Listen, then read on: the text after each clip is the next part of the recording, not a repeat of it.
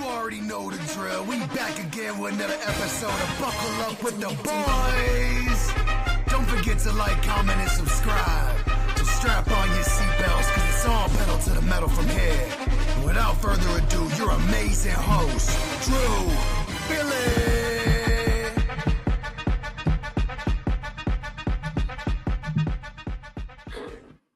Welcome back to another episode of Buckle Up with the Boys with your host here, DB, and host Trevor Dinsmore. Just a couple announcements before we swing it over to Trevor real quick. Make sure to bookmark or mark down on your calendars April 24th, Draft Night Shindig, 3rd annual. And also next Tuesday, we're going to have a familiar face, a guy that helped start what you see nowadays. For our 100th episode, Nate Stice will be joining us as well. But Trevor, how are you doing tonight? Busy as hell at work, my friend. It is kicking my ass. But as always, it's good to get on here for a couple hours and just enjoy the shit out of everything that this podcast is. That being said, I do have some rather unfortunate news for the folks out there and for you. Okay. Following the 100th episode, and next week, I've kind of come to a decision to retire from Buckle Up with the Boys. So it's just, I love doing this. I have always loved doing this. I love getting on with you and our amazing viewers and interacting with them throughout the show. But it's just become a part of my life that I'm unable to balance with the rest of it. So... Yeah. With that being said, I did prepare a statement as well for the folks out there, just to express my gratitude and to express how grateful I am that I've been a part of this for so long. Yeah. Oh, he got us. He got us. God damn it. I ain't leaving. I ain't leaving. No. Come on. Yeah. I fuck. No, but no, it's been Trevor told me before, but still, at the same, no, it's April Fool's. I saw a lot of things on there. I just want to make it clear to everybody throughout the show, though, there will be sufficient information. If you were on social media today, there's a whole bunch of different shit that they've thrown out there. Jerry Jones die. I saw that. I think that was a little too far. I saw that on one page. April Fools. Yeah, I was gonna say. I'll share that to you. Yeah. Thankfully, they're usually coming from like these NFL memes and satirical accounts that are known for doing that stuff anyway. Mm-hmm. So ideally, you should know what you're reading. Yes. But yeah, we don't want that one. Yeah, but no, a lot of news though. Stay along for Trevor's segments as usual throughout the show. His draft dissertation. We do have a cutscene for that. And then you made a cutscene for that. I did. I threw that together. You didn't tell me that. That's 5 minutes before the cut. And then all right, good shit. And then later on with debate time. So stick along. But anyways, a lot of news here. Jimmy Hasselman, to the average sports fan, you probably don't know who that is, but he's the owner of the Cleveland Browns. Finally came out and said signing Deshaun Watson was not a good decision, and he admits his error, but he doesn't want the fans to blame other people. He wants them to blame him for this decision. So, Trevor, feelings on this? We finally got a public statement from Jimmy Hasselman, who I didn't even know who the fuck owned the Browns before this. Yeah. Jimmy Haslam's the equivalent to the Bengals owner, if you will. Yeah. What's his name? Brown. I think it's Brown. Mm-hmm. I honestly block it out half the time. But yeah, no shit, right? Yeah. It takes these rich white pricks so long to realize. Well, maybe not to realize, but to publicly state, yeah, I screwed up. Yeah, you definitely did screw up. And as far as him taking all the blame, I have no problem shoving all the blame toward you. You're a shit owner, and you've been a shit owner since the Browns have been back. Since the Browns have been back in Cleveland, the one time that you had hope, with Baker Mayfield beating the Steelers on the road in the playoffs, doing the unthinkable after we kicked your ass and owned you like the Packers owned the Bears for so long. What do? You drive him out of town. He goes to Tampa Bay, and guess what? He puts in like 5 or 6 more good years. He might be in consideration for a jacket. I'm just saying that. Obviously, long ways to go. Probably not even halfway done with his career yet, but I'm just saying he's thriving in Tampa Bay right now. He could have been thriving for you guys, but no, you had to drive him out of town, and you had to bring in a guy with the most baggage on the face of planet Earth, sign him to a fully guaranteed contract, and lo and behold, it blows up in your face. He doesn't want to play for you. He doesn't fit the system, and he's always hurt. Yep. $235 million down the shitter. Yep. Proving everyone in their right mind, everyone with cells running around their brain that know what they know about the Cleveland Browns, proving them all right yet again. Yeah. No, and later quote here from Jimmy via cleveland.com. I want to give our shout outs to them. We thought, this is from Jimmy, we thought we had the quarterback. We didn't, and we gave up a lot of draft picks to get him. So we've got to dig ourselves out of that hole. It was an entire organization decision, and it ends with D and I, D's his wife, so hold us accountable. Well, Jimmy, we'll see what the fuck you do. You got Kenny Pickett. They do have Kenny Pickett. You can ride his locks. Who is going to be taking snaps for them this upcoming year? Is it? I like Dorian Thompson. I did like him. DTR? I did, and then he played like shit. So I was going to say, is he on another team now? I don't even thought know. he was. Let me Google him for a second. I thought he went elsewhere. Yeah. Yeah, he's on the Eagles now. Oh. Yeah. Oh, that's right. They traded DTR for. That's right. Yeah, they traded DTR for Pickett. Fuck. So, anyway, continue on. I want to look at the Browns depth chart real quick. Yeah. No, it's a disaster. But our thoughts and prayers again go to the Cleveland Browns fans. I don't know how you support this team, but I do appreciate your owner pulling up his bootstraps and owning up that he fucked up. It's nice to see a billionaire do that once in a while because they don't often. But New York Giants have signed 2 veteran quarterbacks with a combined 286 NFL starts in the past few years or few weeks. But they are not yet ruling out the idea of drafting one with the number 3 overall pick in the 2025 NFL draft. I saw Jameis's press conference. I don't know if you got to catch that. I did not. He wants to make laughs and giggles in the locker room. That's what he wants to bring. Okay. He said also he feels the locker room's way better than a 3-14 team. But you can't laugh and giggle if you lose, Trevor. So I don't know what the mindset bringing in head case Jameis Winston. Well, again, the fun kind of CTE, right? Yeah. You know, even when he was on the Browns, he brought a positive attitude. He did. Good locker room guy, very upbeat. I don't know. I don't know what to make of what the Giants are doing right now. I don't know what to make of Joe Schoen saying what he's saying. I don't know how he still has a job, quite frankly. I've said that since they didn't re-sign Saquon.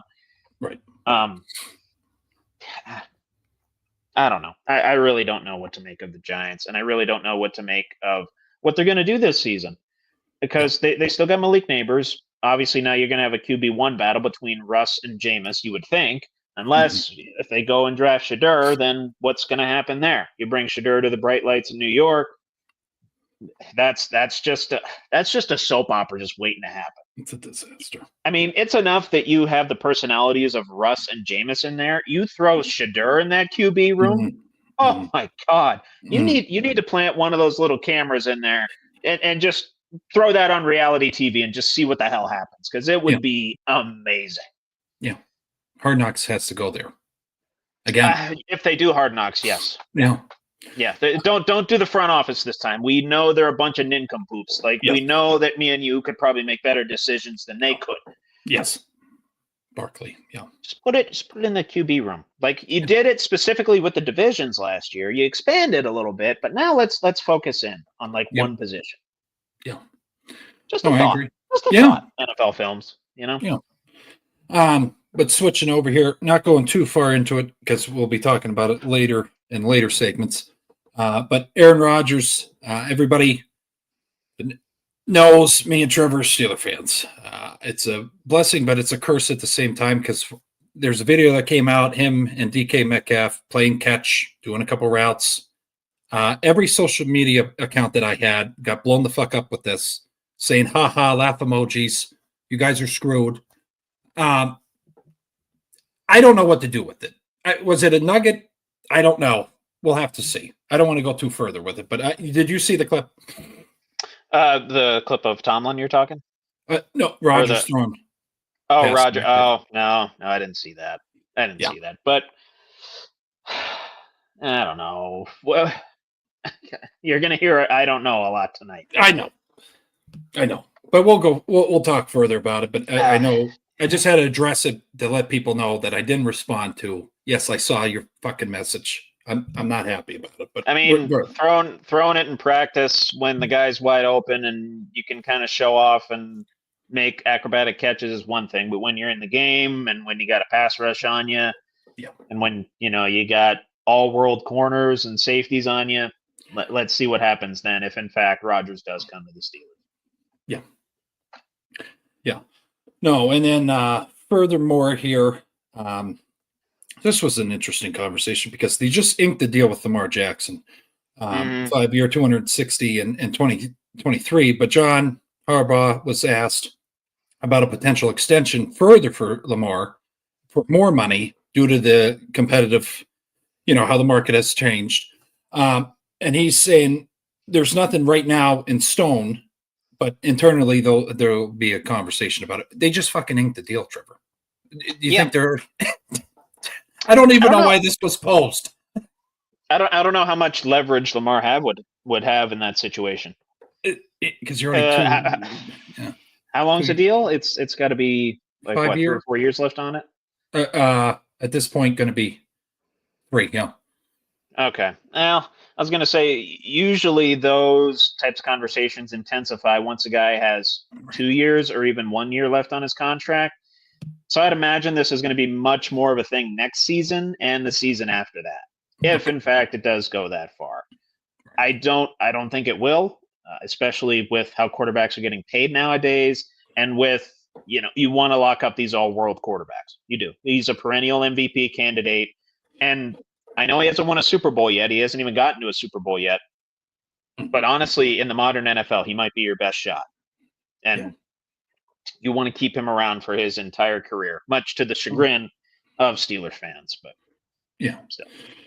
No, I think it was just a reporter trying to stir shit. I didn't really see why we. Yeah, I mean that's the time of year. We're kind of in between the heat of free agency and the draft right now. So clickbait. We got a few weeks until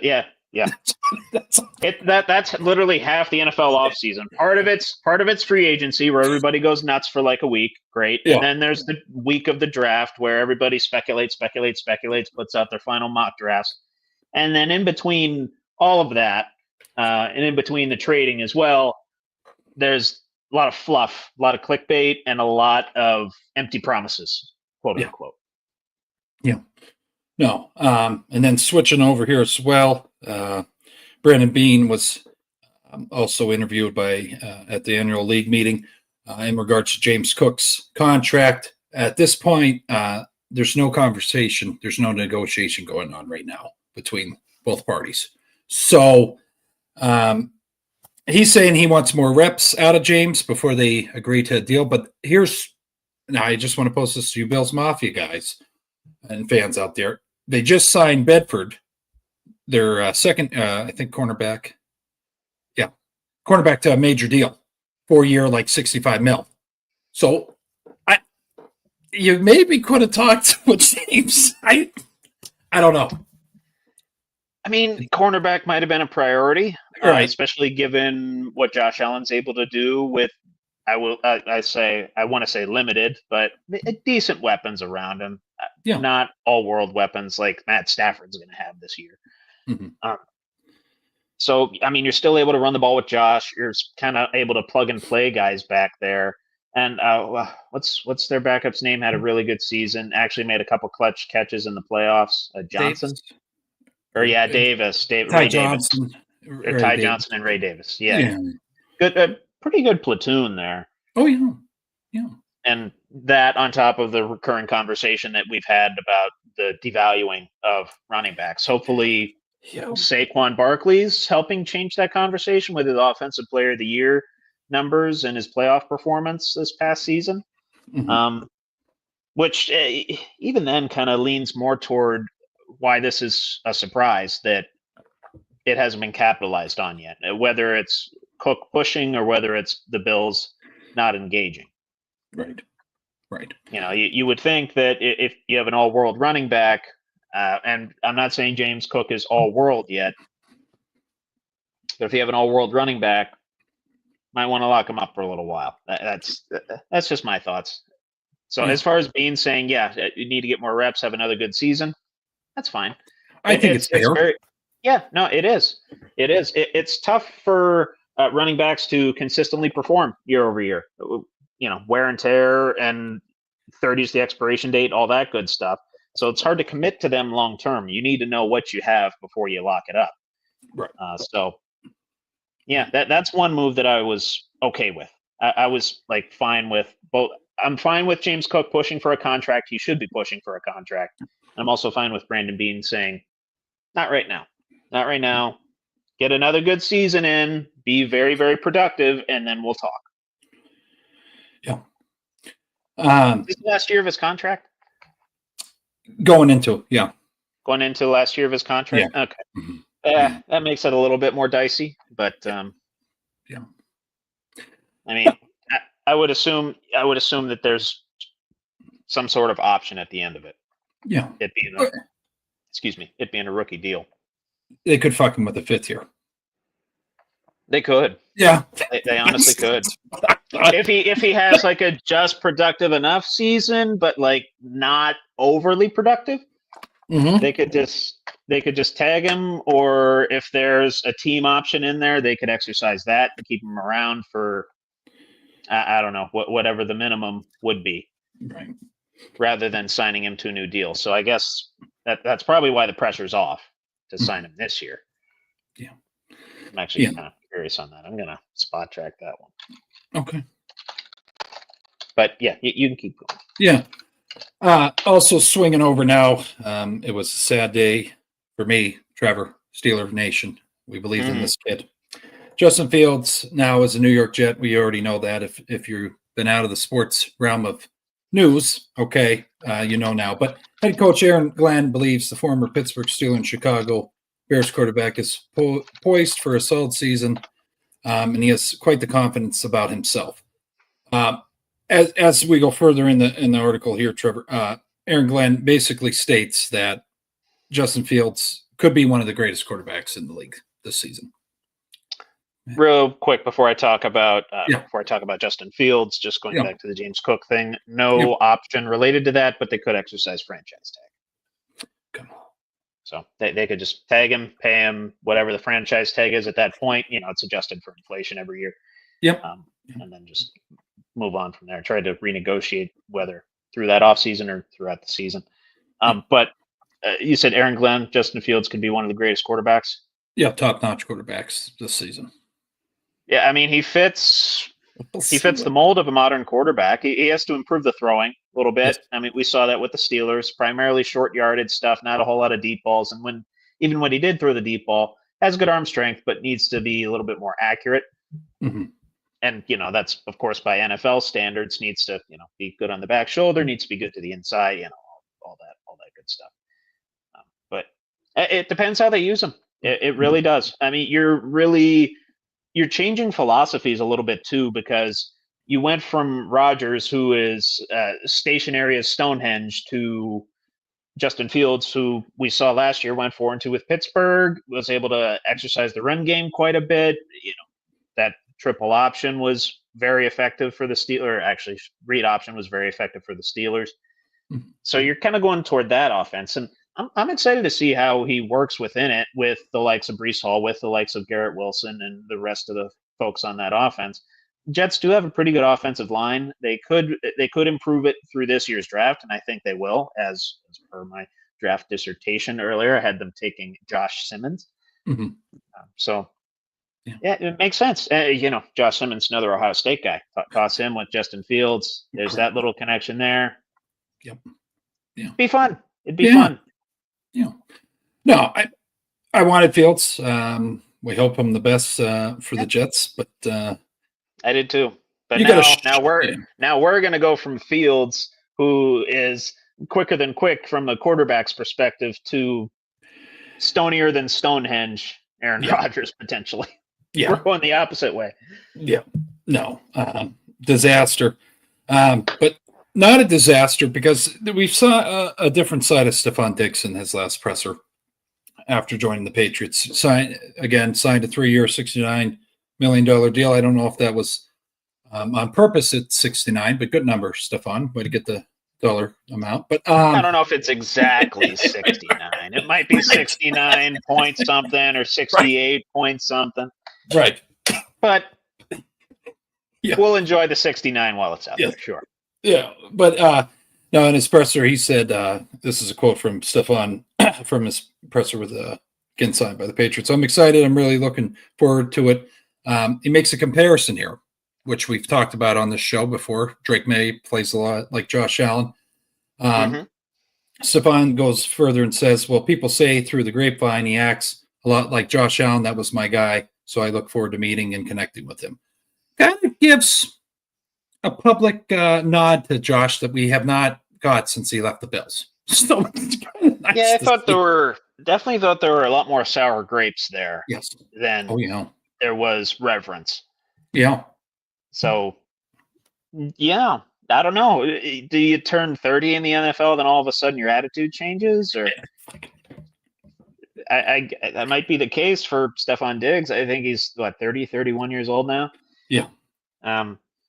And now, well, it could be a little to Drake May as well. Yeah. Giving him compliments of the reigning MVP of the league. Right. So, but honestly, one of the better moves that the Pats could have made was getting a primary target for Drake May. And thankfully they didn't have to do that through the draft. For a while, there was rumors floating around that they would take Travis Hunter, that, utilize him as a D-back and a wide receiver. Right. But now it's kind of all over the place what the Patriots are going to do draft-wise, and how they're going to surround Drake May even further, try to build a franchise around him. Right. But good move to start, and as long as Stephon Diggs has a good attitude going into camp and going into the season, helping his young quarterback prosper and grow, I'm all for it. I know why he's in a good attitude. Why is that?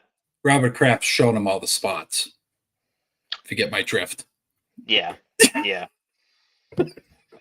Good. Anyways, good call, Billy. We're gonna keep it. This is a family show, Billy. Come on. You could do your research and see where I was going with that. I'm not going to go any further. Let's go on to another controversial guy. Deion Sanders is getting a contract extension through 2029. So NFL coaching dreams not going to happen till then. Hopefully, we'll see though. Yeah. Smart on Colorado. Obviously, brings a lot of attention to the program. Brings a lot of cheddar to the program. Brings a lot of big-time recruits to that program. So it makes all the sense in the world. Really does. Yeah. And now they're starting to get into bowl games and win bowl games and have winning seasons. And this hasn't happened for quite a while in Colorado football. Correct. So correct. As weird as that 4-8 season was, where they're 2-0 and people were literally betting on them to win the national championship. Then they have this past year, I think 9 wins. Yeah. Turning quite a corner. They're flipping your record and now looking to become a powerhouse in the Big 12 there. Yeah. No. And the Colorado The Big 12, right? They're Big 12. I think they're in the Big 12. Big 12. Yeah. Okay. Yeah. I think so. I'll look it up. You can. Okay. All right. I believe I'll keep looking shit up as you're talking. Sanders yearly base salary is now $10 million. So again, yes, Colorado is not looking like they're struggling in the financial department. Big 12. Here. Big 12. Big 12. Okay. Hey, see, we know our shit. We might question. Yeah. But, It's just. Yeah. I prepared at the last second for this, ladies and gentlemen. It was long work day, so my brain's kind of it's on the skits. Yes, but no, he's. I don't think they're struggling in the amount of NIL money he brings and just knowledge of the game. Even though some people can't stand his character, he does do a lot good for that university and for the athletes he coaches. So. But yeah, switching down. What the hell else do we got here, Trevor? Global markets. Okay, so I learned about this today. Yep. Trevor might have some insight as well to help me along with this delivering of this. But so I guess they got to be granted access to sell their shit in other countries. That's what I kind of got from it. Trademark. Yeah. Access to utilize intellectual property and essentially operate in certain jurisdictions throughout the world. Yeah. Much more of a legalese to it, but that's essentially what it boils down to. Like, you can sell your shit here, you can build a brand here.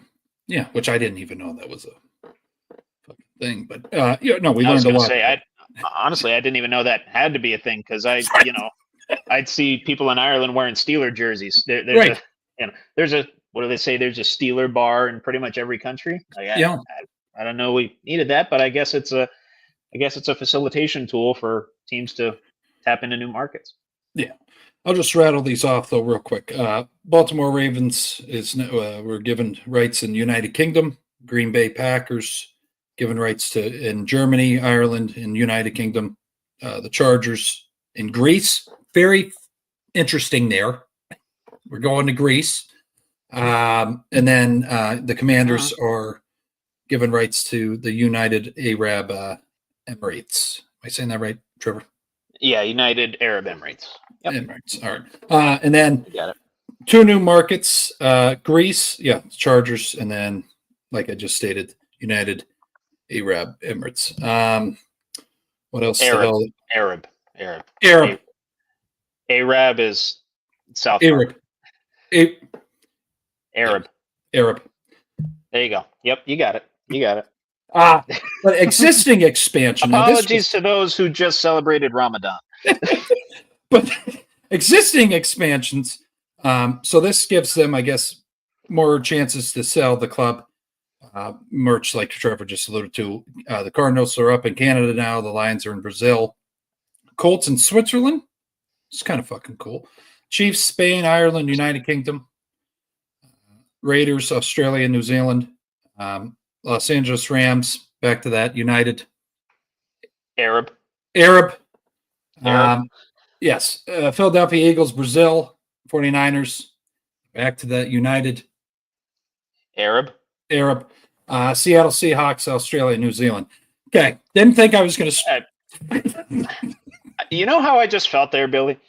I just felt like there was this comedian. I'm sure you've seen the video where he hires a black guy to say the N-word to his white friend.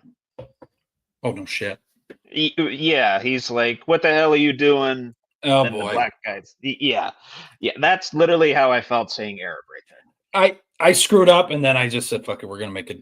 Okay, you're just gonna cue me, and you're just gonna have me be PC, so we don't get sued.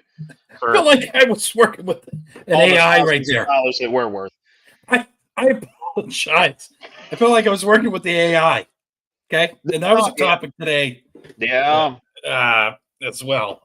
It's scaring the shit out of me a little bit. But anyways, so who would have thought it is April 1st, April Fool's Day. Daniel Jones, it was announced, Steichen, it's going to be open competition for the starting role for the Colts. Good. Daniel Jones, Good. And Anthony Richardson will be battling for the starting role. And whoever performs the best will be given that. Who would have thought when they drafted Anthony Richardson, he would be battling against Daniel Jones for his fucking job? Can't write this shit. There is no script. No. And there is no imagine what a wake-up call that is for AR. Like this guy who literally crapped out of the Giants job, and the Giants haven't had a steady quarterback since Eli. Yep.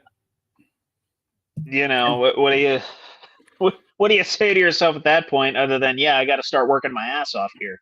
I gotta not tap out of games. I gotta not take this for granted, because it could be snatched away from you, AR. Yeah. You could see number 8 or whatever number he's wearing for the Colts suit up week 1 if you're not careful. Yeah. And we know you have all the talent in the world. You got to show it now, buddy. You got to show it now.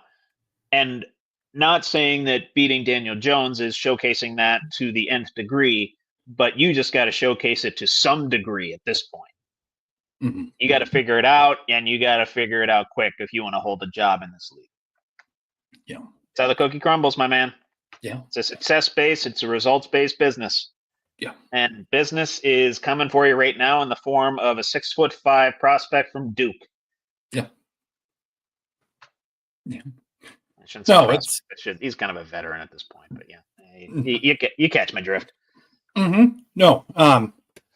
No, it's going to be exciting times to see what the hell happens there. Maybe Daniel Jones learns how to throw a football again. We'll see. Or not fall down when he's in the open field. He could run. I will give him that. He had to run for his life. Yes. Yeah. No. And I think some fans don't realize the Giants' offensive line wasn't always the greatest. Look at Saquon. I mean, that's a pretty good. I mean, it wasn't Detroit Lions of the 90s bad, but it was it was pretty bad. Yeah. Yeah. Barry had a but Gardner, just switching over. I had the Giants. We already talked about their QB room there. But Gardner Minshew. Hey, don't forget the Italians in that QB room right now too. Tommy DeVito. Okay, he's going to probably be third. Tommy DeVito. Yeah. And speaking of Italian, got a new beer tonight. Peroni. Grazie. It doesn't get more Italian than that. I just had spaghetti with this, so I'm like, And I bet you it's shot the flavor up with that beer. Shut it up. Well, I tell you, I kind of inhaled the spaghetti. I seasoned the sauce with steak seasoning. Oh, okay. Which very good. Had the olive oil in it. You got to have the olive oil in it. Doesn't matter if it's virgin olive oil or just regular. You just got to have olive oil. Right. And pepperoni with my spaghetti. Right. Good shit. Good fucking shit. But no, Gardner Minshew in a weird spot now. He's now sitting behind our backup to Patrick Mahomes after leading last year, day 1 starter last year for the Raiders. Now it's a disaster here. He's in behind Patrick Mahomes, but he's enjoying the journey, Trevor. And this guy, I know you're a fan of him. This guy is one of the most interesting fucking people I've ever seen in my life. Oh yes, you want to talk about an enigma?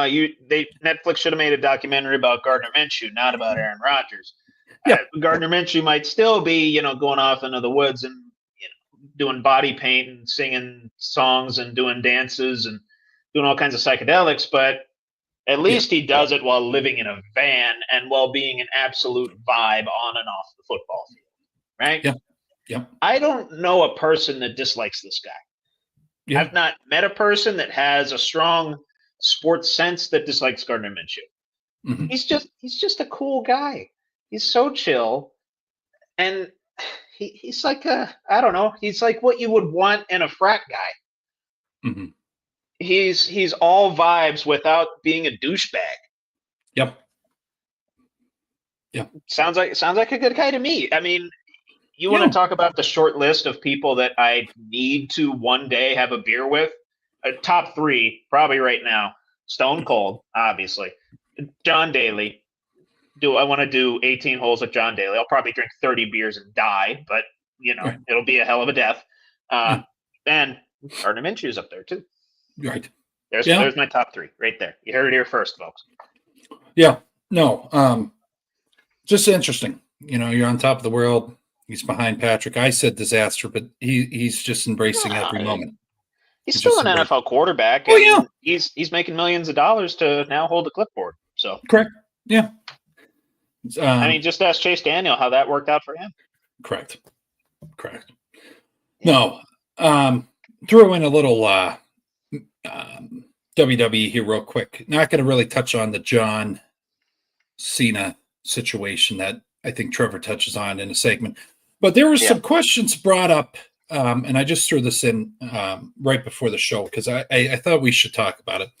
Sure. So Paul Levesque was calling the question, is he still the main content creator, basically the director, understanding the whole thing, Trevor, what have you? Or is Netflix now pushing their thoughts and feelings into the product that we see now through WWE? He says, no, we create our superstars, we create our storylines, and that will not change. Any thought of that even being a thing? Not really. I don't know. Really. I mean, BBC did this. No, I haven't seen too many inconsistencies between pre-Netflix era and now current Netflix era. Creatively, I mean, it seems like they're running with Triple H-like storylines. They're building Triple H-like superstars, and they're allowing more and more people into the main events of these Raws and these SmackDowns. Correct. So, like, creatively, I don't really see a difference. I mean, yes, they're going to push their products on you. They're going to push their umpteen million shows that they have on the platform on you, showing all the actors and the celebrities that are in the crowd and spending about 5 minutes doing that. So yeah, the Netflix is going to take up some airtime and take up some parts of your screen, but the product itself, the storylines, the wrestlers, the talents, and even the backstage people, that to me, that's still all Triple H. Yeah. And I haven't heard anything different, and I haven't really noticed anything different. So, right. Again, potential case of a reporter just stirring the pot a little bit.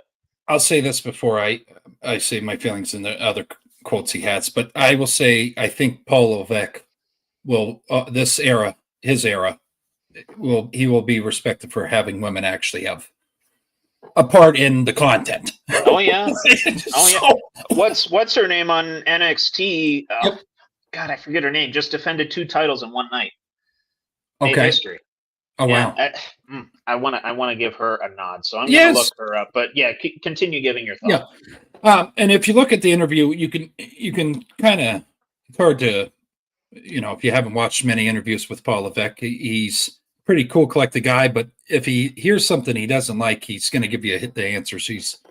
He feels he's not going to give a damn about your feelings. But he says, furthermore, Netflix only decides how long the show is, when we go off air, and what time we are on air. And then he furthermore kind of throws it in the reporter's face. As far as the content of the shows, someone doesn't tell the NFL how football's played. That's a good point. Mic drop. What Cena did at Chamber. Right. Boom. Mic drop. Who's this young lady? Stephanie Vaquer. Okay. I believe I said that right. Stephanie Vaquer defended the NXT North American Women's title as well as the NXT Women's Championship in one night. I know she successfully defended. Looks like she successfully defended the North American title. I don't know the results. It doesn't say. It looks like she defended both titles, actually. I see a photo here, her shaking HBK's hand with 2 belts. So I'm assuming she still has both belts. It's fucking awesome. Yeah. First woman in NXT history, perhaps in even WWE history, to defend 2 titles in one night. So yeah, cool stuff. And then what final news here? Sorry, I went a little longer than usual, Trevor. No problem, my friend. Yeah. You're good. Pittsburgh Steelers. Yes, we have the Rooney Rule, and I have the Rooney Rule. The Steelers also proposed a new rule that was approved by the league and also the owners of the in the league. The Steelers proposed that during the 2-day legal tampering period before the start of the new league year on a Wednesday, teams would be able to have a 1-hour video call with a free agent directly rather than just his representation. On top of that, the team signing a player during the legal tampering period could arrange travel during that time rather than have the new league year. So I think, just an outsider looking in, Trevor being a fan for most of all my life, I think the Steelers said, hey, this is the first time we did a big free agent signing. We didn't like how the fuck we had to jump through hoops. That's what I got from it. No, I mean, I get it. It's just opening the door for easier access to these free agents, and I totally understand that. It's a franchises league. That's how it is. Yeah. As much as it is a players league, it is also a franchises league. Right. And franchises are going to do whatever they can to gain a competitive advantage. And if the Steelers think that an hour-long video call with a free agent gives them a competitive advantage, then, of course, by the laws of the NFL, you have to make that available for everyone. Mm-hmm. But they pioneered it. So it's kind of cool. I mean, to me, I don't know how significant it actually is going to end up being. Mm-hmm. You get an hour-long video call with the free agent itself. Without representation. Without representation. Okay, so that's it could be some definite swaying there. Omar Khan working his magic. Right. So I think that's good for the league, and it gives honestly the player more options to and more information to leverage in making their decisions. So to me, that's kind of a win all around. I don't really see any downside to that. I don't either, and I think. Again, I know people will say, well, fuck, they're billionaires. They're trying to cover their. I think as well, though, Trevor, let's look at Josh Allen's, even DK's contract. They already had Josh there. Besides the point. Let's go DK here. Right. They never talked to him except him and Tom Lajarn with each other. Sure. Why wouldn't they allot that time? You're fucking giving a guy $150 million. I kind of agree with it. Some people don't like it, but I think it's a good proposal. Who doesn't like it? I could just see people saying, well, now, you're giving them more time. They could fuck over the guy and go get somebody else. Or, I mean, I guess teams could undercut. And right. I don't know. He had a really good interview, but. Yeah, but this is a better situation for him, but had a better interview over here. Like, I don't know. To me, you got to let the player make his own decision, right? Correct. Yeah. You got to make him. You got to make them make the decision. You got to let them make the decision that's best for them, whether that's financially, whether that's ring chasing, whether that's just scheme fit, whatever. Yeah. No, I'll just say this before we go over to Trevor and news and segments. But 4 or 5 years ago, we had this whole thing with the Dolphins with Tom Brady. Mm-hmm. Now, the tampering. Yeah, just kick the fucking gates open. We're doing it later. So, first week of March, we're doing it. Okay. All right. Fucking. But that's all I had. I'll be back later with debate time. We'll go over to Trevor's news and segments. Yeah, we're just going to dive right into the draft dissertation. We're covering receivers this week. And spoiler alert, I don't have a lot of them. That's all right. But yeah. I'm just going to go with the usual music for the first segment. It might be a little different than usual. I got you.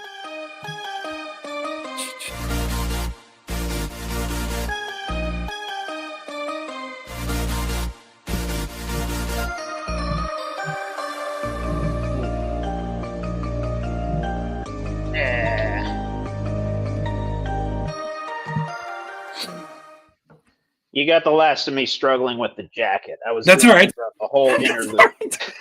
I just for the folks out there, listen, we have fun with this. If you're looking for professional, I cannot figure this fucking system out half the time because they change shit around. But I put 15. I made that 15 seconds just in case of that. It still wasn't long enough. I can make it 30 next week. No. That'd be too long. Then you got people falling asleep. I don't want that. Now you might have me falling asleep. This chair's that damn comfortable. Right. But anyway, welcome to this week's edition of Dinsy's Draft Dissertation. As I said, we're going to cover the wide receivers this week. And when I said I don't have a lot of them, I meant I don't have a lot of them being drafted. I only have three. I only have three of them being drafted in the first round. But there are a decent amount of prospects out there that teams could look after in the second, third, fourth, day 2 or day 3. So, but with that, we're going to dive right into the first pick I'm going to announce here. Let me make sure I have the volume up. There we go.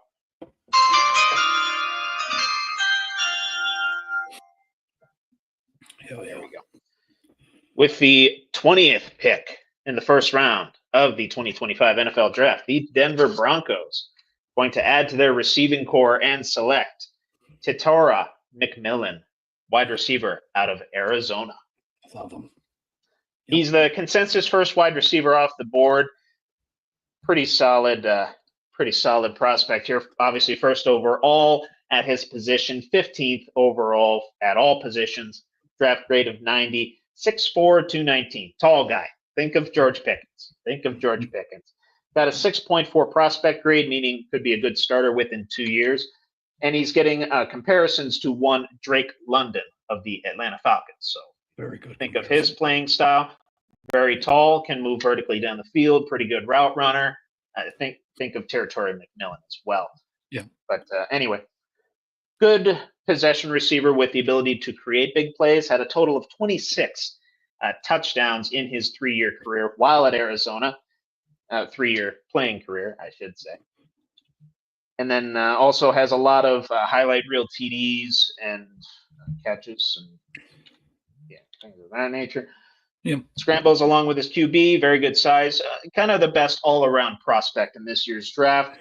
Is a bit reliant on winning those contested catches, though. Yes. So sometimes can play hero ball at the wide receiver spot, and the toughness on the run after catch sometimes gets called into question. He's much more of a jump ball contester type of a guy. Like I said, like a Drake London.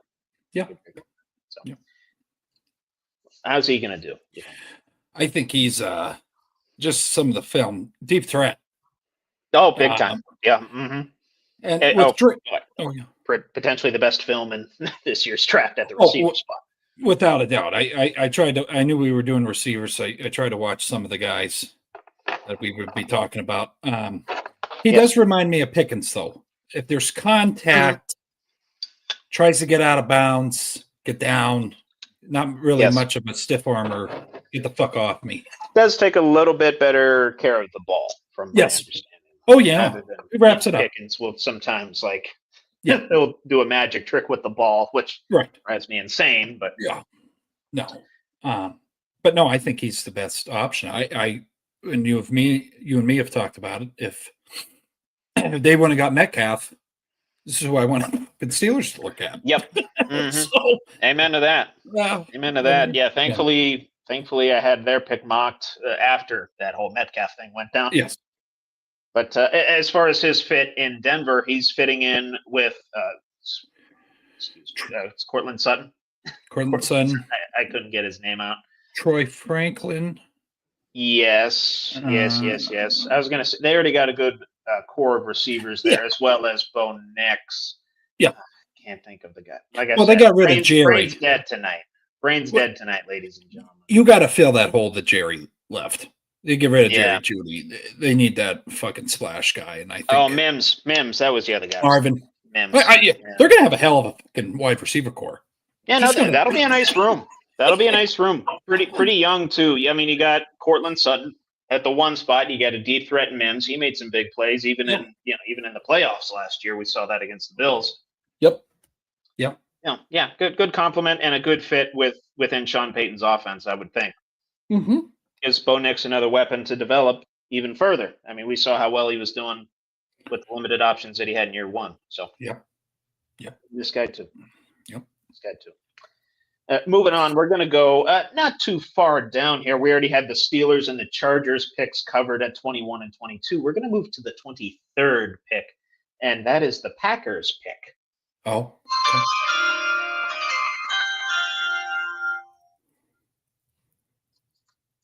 With the 23rd pick in the 2025 NFL Draft, the Green Bay Packers will select Matthew Golden, wide receiver out of Texas. Yes. You know him very well.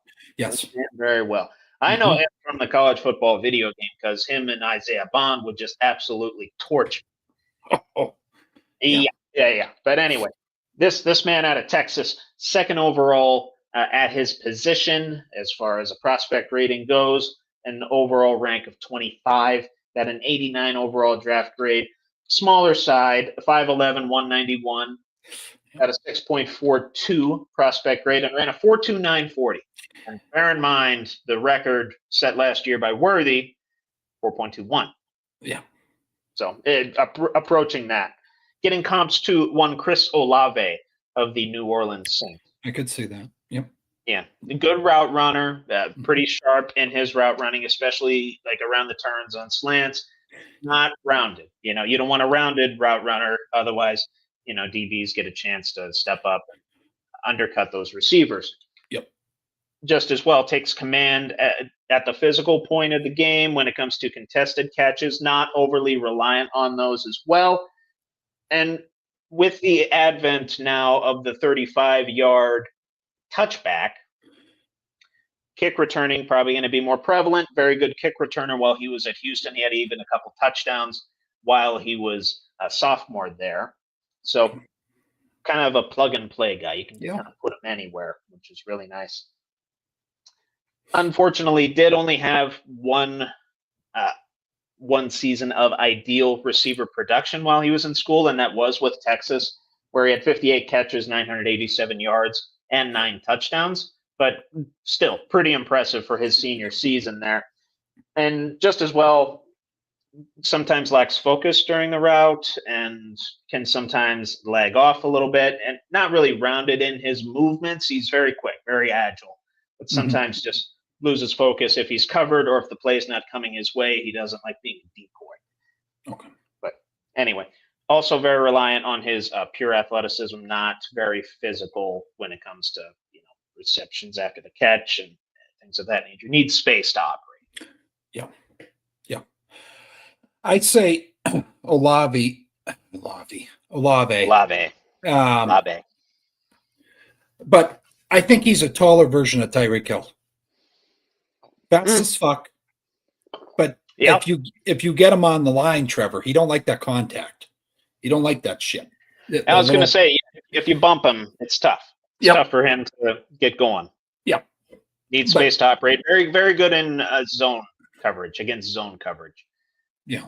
But in press man, if you get him up against the right cornerback or a decent slot corner, it'd be tough. It'll be tough unless he's schemed open. Fucking go route. His fucking buddies, me and Trevor play with. Guy played as Texas. I'm like, who the fuck is this guy? He keeps doing go routes. There's nothing I can. Yeah. That's him. Him and Isaiah Bond. Both. Yeah. Both are Isaiah Bond's also on this list. Okay, I hope. All right, he's not drafted in the first round, but he's on this list. We'll talk about him briefly. Yeah. Just real quick, I think with Jordan Love, how he's a little mobile, I think you're going to see some end routes, some fucking plays, trick plays with him, like you see the Chiefs with. I could see it. Yeah, I could see it in the improv acts that Jordan Love does sometimes. Gives them another speedster too, with Christian Watson coming off of an injury last season. Yep. So they're gonna have like 4 reliable receivers that they can go to. They have that Watson. They have Dobbs. Number 11. What's his name? Jaden Reed. Jaden Reed. Thank you. And then now, if my prediction comes true, Matthew Golden. I mean, that's a hell of a. That's another good fucking wide receiver core there. Man. I know. Jesus. I know. Damn. Yeah, I mean, good holistically in terms of the individual talents that are there. Kind of TBD, but again, all very young, developing with a quote-unquote young quarterback. Yeah. I'll say young in his starting career. So. Correct. Anyway, not moving too far down here. We're going to move down to the Kansas City Chiefs. They're going to make a very interesting pick here. A guy that's not necessarily mocked in the first round quite a bit. This is one I just have a gut feeling based on their pick last year when they drafted Worthy. I think they're going to go a similar route this year. So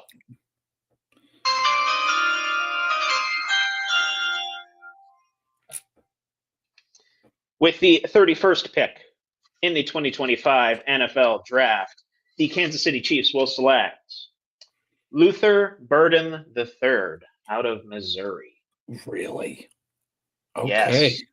I know I have to make a case for this one. I see Hang it. on to your seatbelts. Hang on to your seatbelts. Okay. Yes, I don't have Emeka Ibuka here. I don't have Trey Harris here. I don't have Jaden Higgins here. I have Luther Burden III, and let me tell you why. Okay. Right before I do that, just to get into his metrics a little bit, only the 6th ranked prospect at the wide receiver position this year, 45th overall, got an 86 draft grade, 6 foot exactly, and 206 pounds. Athletic as hell, though, got a 6.47 prospect grade, meaning good starter within 2 years, which is actually even greater than McMillan. Yeah. It's even higher than McMillan, which is kind of saying something, even though he's falling down some draft boards for whatever reason. I don't know. Mm-hmm. Runs a 4.4 140. Pretty good. Yeah. And is getting comparisons to one Garrett Wilson of the Jets. Well, there you go. That's just it right there. It's not an Xavier Worthy type, but getting to the Garrett Wilson types of the world. Yep. And my man here, Luther Burden. 9 older sisters. He's the youngest of 10. So he's scrappy as hell. He's tough as hell. Good luck. Godspeed, my friend. Exactly. Wow. Exactly. Okay. Just as well, while he was on Missouri, first team All-SEC 2 years in a row while he was there, ranked 9th in FBS in yards during 2023. Very good early acceleration within the route, very natural playmaking skills, body control, sudden and well-timed hands, and his extension is very good as well. Also works well within gadgets, and I would think work well within the Chiefs system. Doesn't he seem like an Andy Reid type of a receiver for you? Yep. And this was listed as a weakness for him. I think it could be a strength for the Chiefs. Very short yardage dependent, like short catch dependent. 75% of his catches were inside 10 yards for the target. That's what they need. I mean, that's what I mean. A guy that can get in space real quick, that can kind of work against man coverage, and a guy that's going to offset Travis Kelce a little bit. I mean, Travis Kelce, he's getting older. He's hinted at retirement, hasn't officially made a decision yet, but he's going into his, 13th, 14th NFL season, something like that. And they're going to need weapons. Need weapons. There's very limited tight end prospects in the draft this year, at least ones that would fall to the Kansas City Chiefs. But I think there's a decent amount of wide receivers that would fall to him. I think Luther Burden, he's only being mocked in like mid-second rounds right now, or at least second rounds. I think the Chiefs take him in the first round. Same thing happened with Worthy last year, if you remember. He was mocked in second rounds, and I got bumped up because of the scheme fit. Yep. No, I agree. Kid's talented. I'm shocked. We're going to be talking about what's the kid with the weird last name? What the hell? Ibuka. Yeah. I thought maybe, but I'm okay with that. Mm-hmm. He fits what Andy Reid's fucking game plan is, man. It's yeah. I see it. I tell you where I have first of all, Luther Burden. You think he's going to fit in well with the Chiefs? Because there is Rashee Rice is still there, Hollywood Brown's still there, Juju's still there. So might not be very high on the depth chart to start out with. And a lot of people are saying the Chiefs kind of have higher priorities rebuilding that offensive line. But Andy Reid, right? Mm-hmm. He goes after these weapons. He does. And also, we got to see what comes out of Rice's little situation. But that's another kind of asterisk on the situation. Injured and also fucking another variable. Right, injured and driving cars at 120 miles an hour. Leaving them. Anyways, no, I think it's a good fit. I could see that. Because when they picked Worthy last year, we're like, what the fuck? Okay, you take the speedster, the flashy guy. Well, kind of worked out. The guy had 2 touchdowns in the Super Bowl, so yeah, worked out. It worked did. out. Wasn't much of a volume guy, but in terms of being a gadget guy and a dependent receiver, especially for his rookie year, kind of worked out. Yep. No, and if people know Andy Reid, he gets that one guy that makes defenses shit themselves. So now you got Worthy, this guy. See what the hell happens. Got two-headed monster. So, yeah, I agree. All right, good shit. I like it. I like it. Yeah, I mean, like I said, won't be too high on the depth chart, but I think he'll fit in well if he does, in fact. I mean, and none of these receivers, unfortunately, maybe other than McMillan, are going to be too high on their respective depth charts coming out. That's normally the case. So but, all fine, nice homes. I tell you where I have Emeka Ibuka being drafted, though, is in the second round to the Giants. Early second round to the Giants, complimenting Malik Neighbors. Yeah. Very interesting there. And just some notes on Emeka Ibuka, in case you don't know who he is. Think of Jackson Smith and Jigba. And that's what you're going to get with Emeka Ibuka. 6'1", 202, 6.37 prospect grade plus starter eventually. Multiple 10-touchdown seasons, all Big Ten twice. Averaged nearly 14 yards per catch over his tenure. Great route runner, good hands, very smart. Does get jostled by physical coverage, though, and he does need, he needed college-level space to operate similar to Matthew Gold. Yeah. But a lot of people arguing could be the steal of the draft if he falls to the second round with how pro-ready he is. Yeah. No. Good shit. I liked him. I like Ibuka. I do like Ibuka. I didn't like him because he played for Ohio State, but I did like watching him. Yes. Same thing with Jeremiah Smith. I physical specimen and will probably be a top 10 pick at some point. But Yeah. A few other guys that are out there, and I didn't really mock any of those guys beyond early second round with Ibuka. Jaden Higgins out of Iowa State, similar to McMillan, 6'4", 214, so similar size there, similar prospect grade at a 6.33, ran a 4.47, decently quick for a size, and a 39-inch vertical, as you'd expect from his frame. Typical jump ball type of a guy. Has a 6'7" wingspan, mind you. So that is 6.7. Yeah, not 6.7, 6'7" wide. That's which is kind of cool. Very high rate of production while he was in college too. Had a total of 140 catches and 2,166 yards while at Iowa State. He transferred there in his last 2 years from Eastern Kentucky. And was a third-team All-American and second-team All-Big Ten in 2024, getting comps to Andre Iosivas of the Bengals. Shit. Okay. So another potential pro-ready steal in the second round of the draft. And I will say, just commentary on why, not a lot of receivers are being drafted this year. I don't think it's talent level. I think it's just teams just have other pressing needs at this point. Wide receivers have gone heavy recently. Oh, yeah. And if you remember, there were 13 of them selected in 2020 in those first two rounds. I believe that's a record that stands to this day. So people have gotten receiver happy. That's getting dialed back this year because people got to focus on the offensive and defensive lines as well as in the secondary and at other positions. Yeah. So no, I agree. And just because we haven't really, I think we've touched on it a little bit. I've seen as well.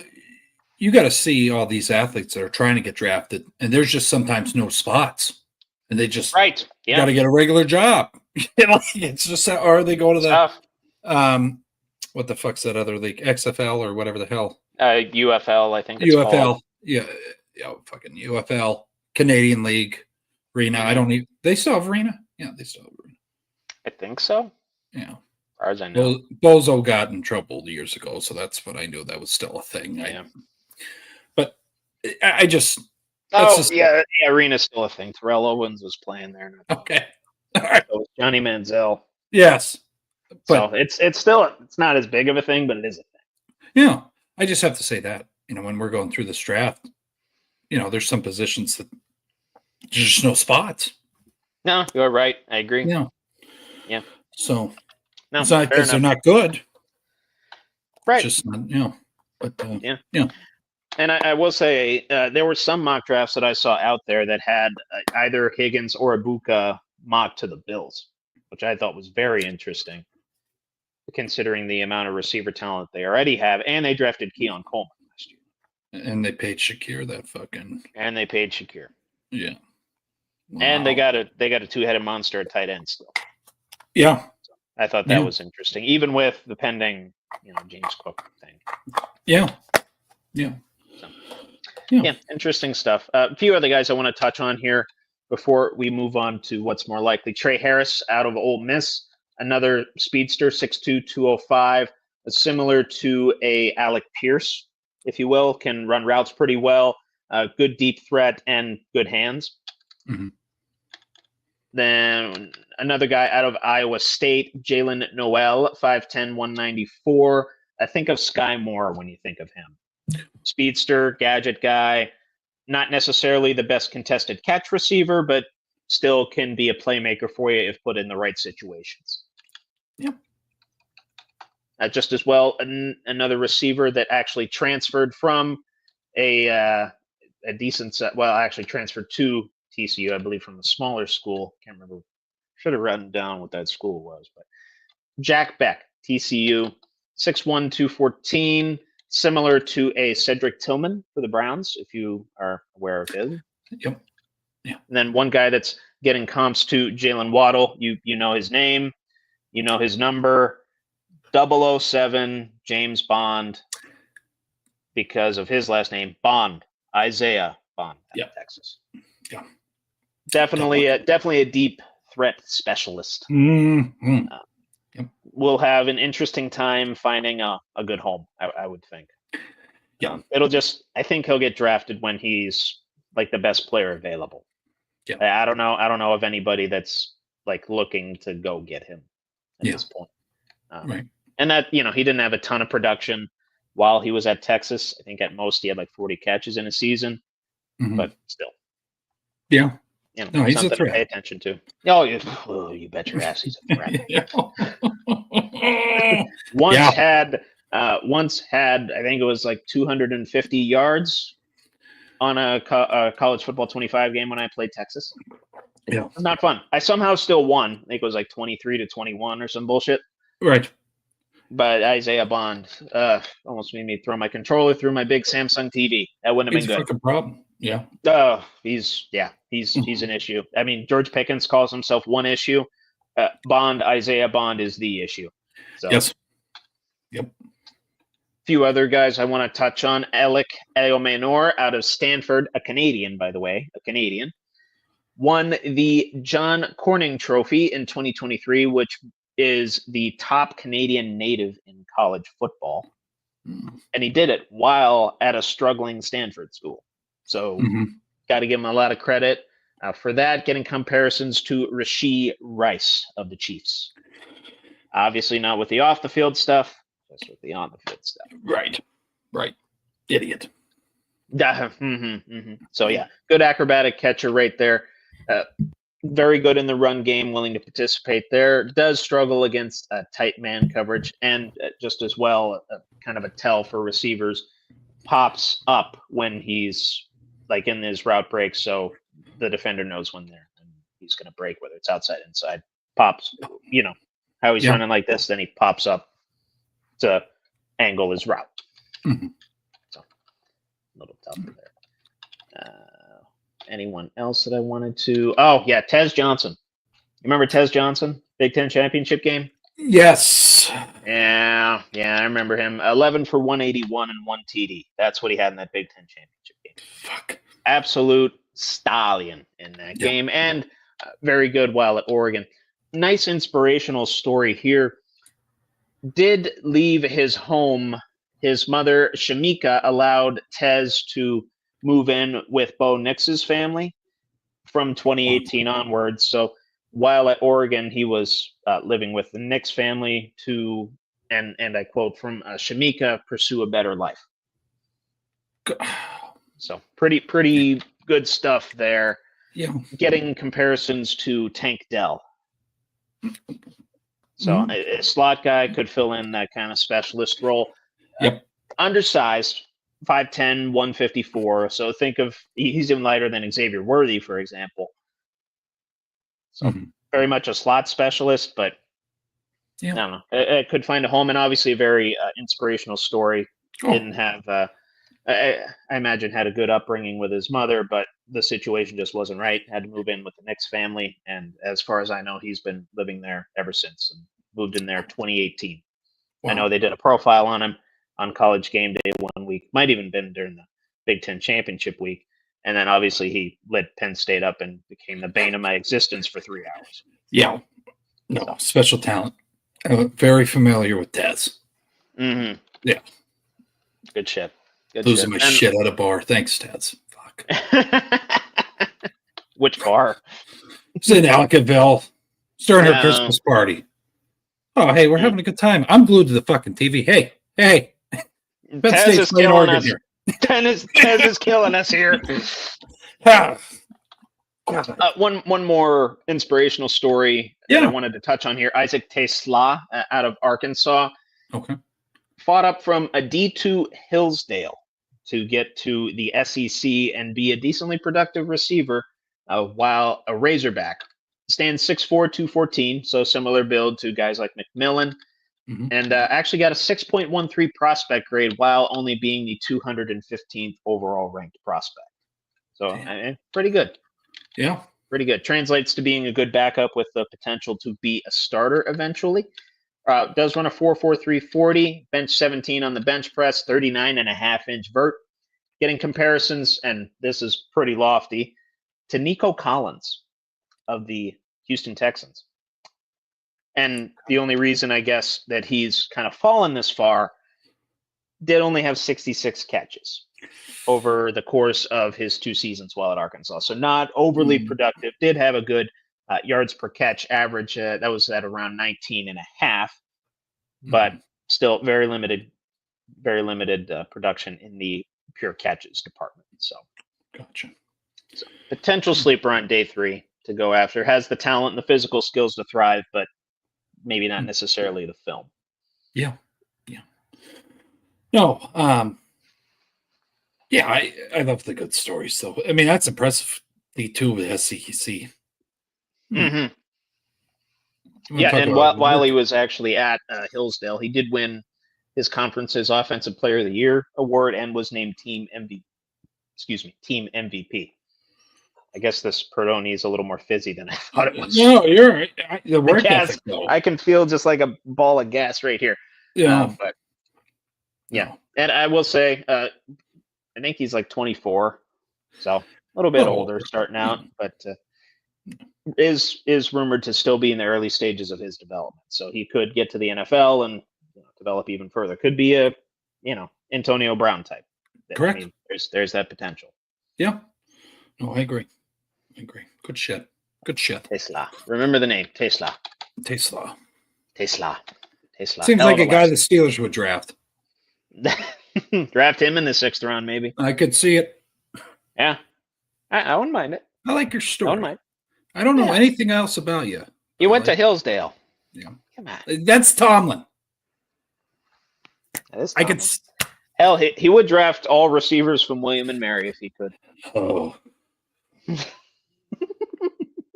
William Mary, great school, academically, world renowned. But yeah, athletically. Eesh. Yeah. But steady as she goes, though, my friend. Yeah. But anything else for?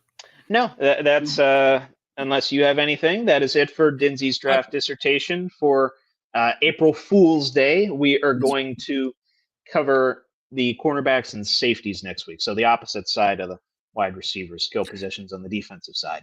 One of my favorite positions. Yep. Love it. Yes. Yep. Good amount of prospects at the secondary level as well this year. Again, similar to the receivers, might not be like great fits in the first round for a lot of these guys, but still a lot of potential at that position as always. Hell yeah. Good shit, Trevor. Cool. Yeah, but we'll swing over to what's more likely. Okay. Yes, sir. Yep. Hopefully I can get the jacket off. I gotta get on the fucking... Maybe. Come on. Keep delaying. I'll get it off.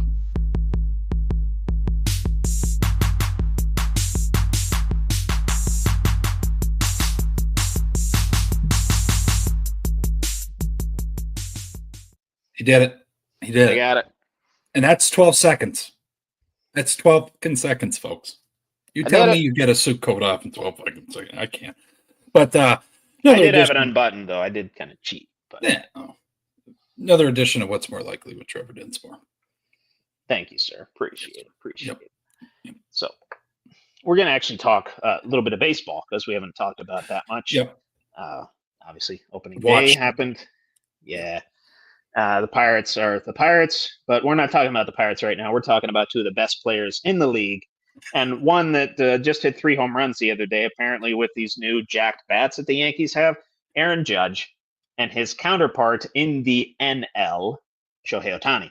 Yes. More likely to miss out on their respective league's MVP award. And I'll give you the odds. Ohtani's plus 145 to win MVP in the NL. Judge minus 110 in the AL. I can look up other guys real quick too while you're pondering that. I gotta go Judge. Think Judge gonna miss out? Injuries? Yeah, Ohtani, he's hitting still, right, Trevor? Because that's always yeah. I'm going Ohtani. Mm-hmm. Yeah. Sorry, let me see who's chasing them. Yeah, he's a modern day Babe Ruth, for fuck's sake. Mm-hmm. Looks like one prime candidate in the AL, Bobby Witt. Yeah. And then in the NL, Juan Soto and Fernando Tatis. Oh, really? Mm-hmm. Okay. Yeah, so it seems like Shohei has a bit more competition. Just as well, his counterpart on the Dodgers, Mookie Betts, is at plus 1,600.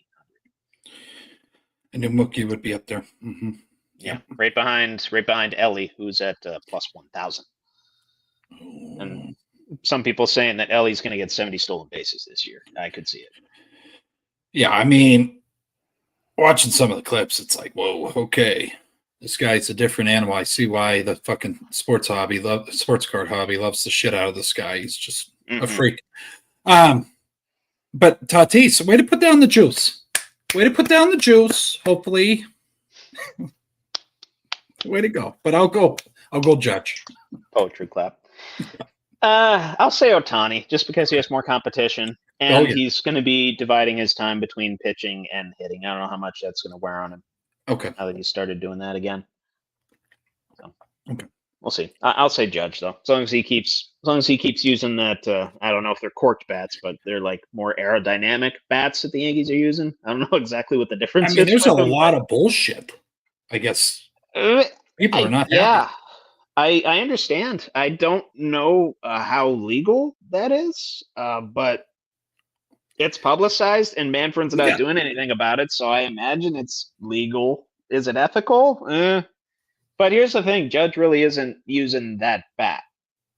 I got a question. More aerodynamic. Could you pull up a torpedo bat and we share it just to see what the hell it looks like? A torpedo bat? Yeah. All right. Let me see. I mean, is that? I don't want to extend the statement, but I just got to see. No, you're good. You're good. I haven't seen. Let me see. Torpedo bat. Is it? Oh, geez. Okay. I kind of see the difference now. Yeah. Let me pull this up here. Okay. I'll share my screen. Maybe. Let's see. Share screen. Share window. Torpedo bat. Share. Okay. Just see for that? The viewers. Oh. Yeah. So if I'll zoom in. I didn't mean to put you on the spot there, Trevor. No, that's fine. I mean, you see how it's our kind of hourglass around here.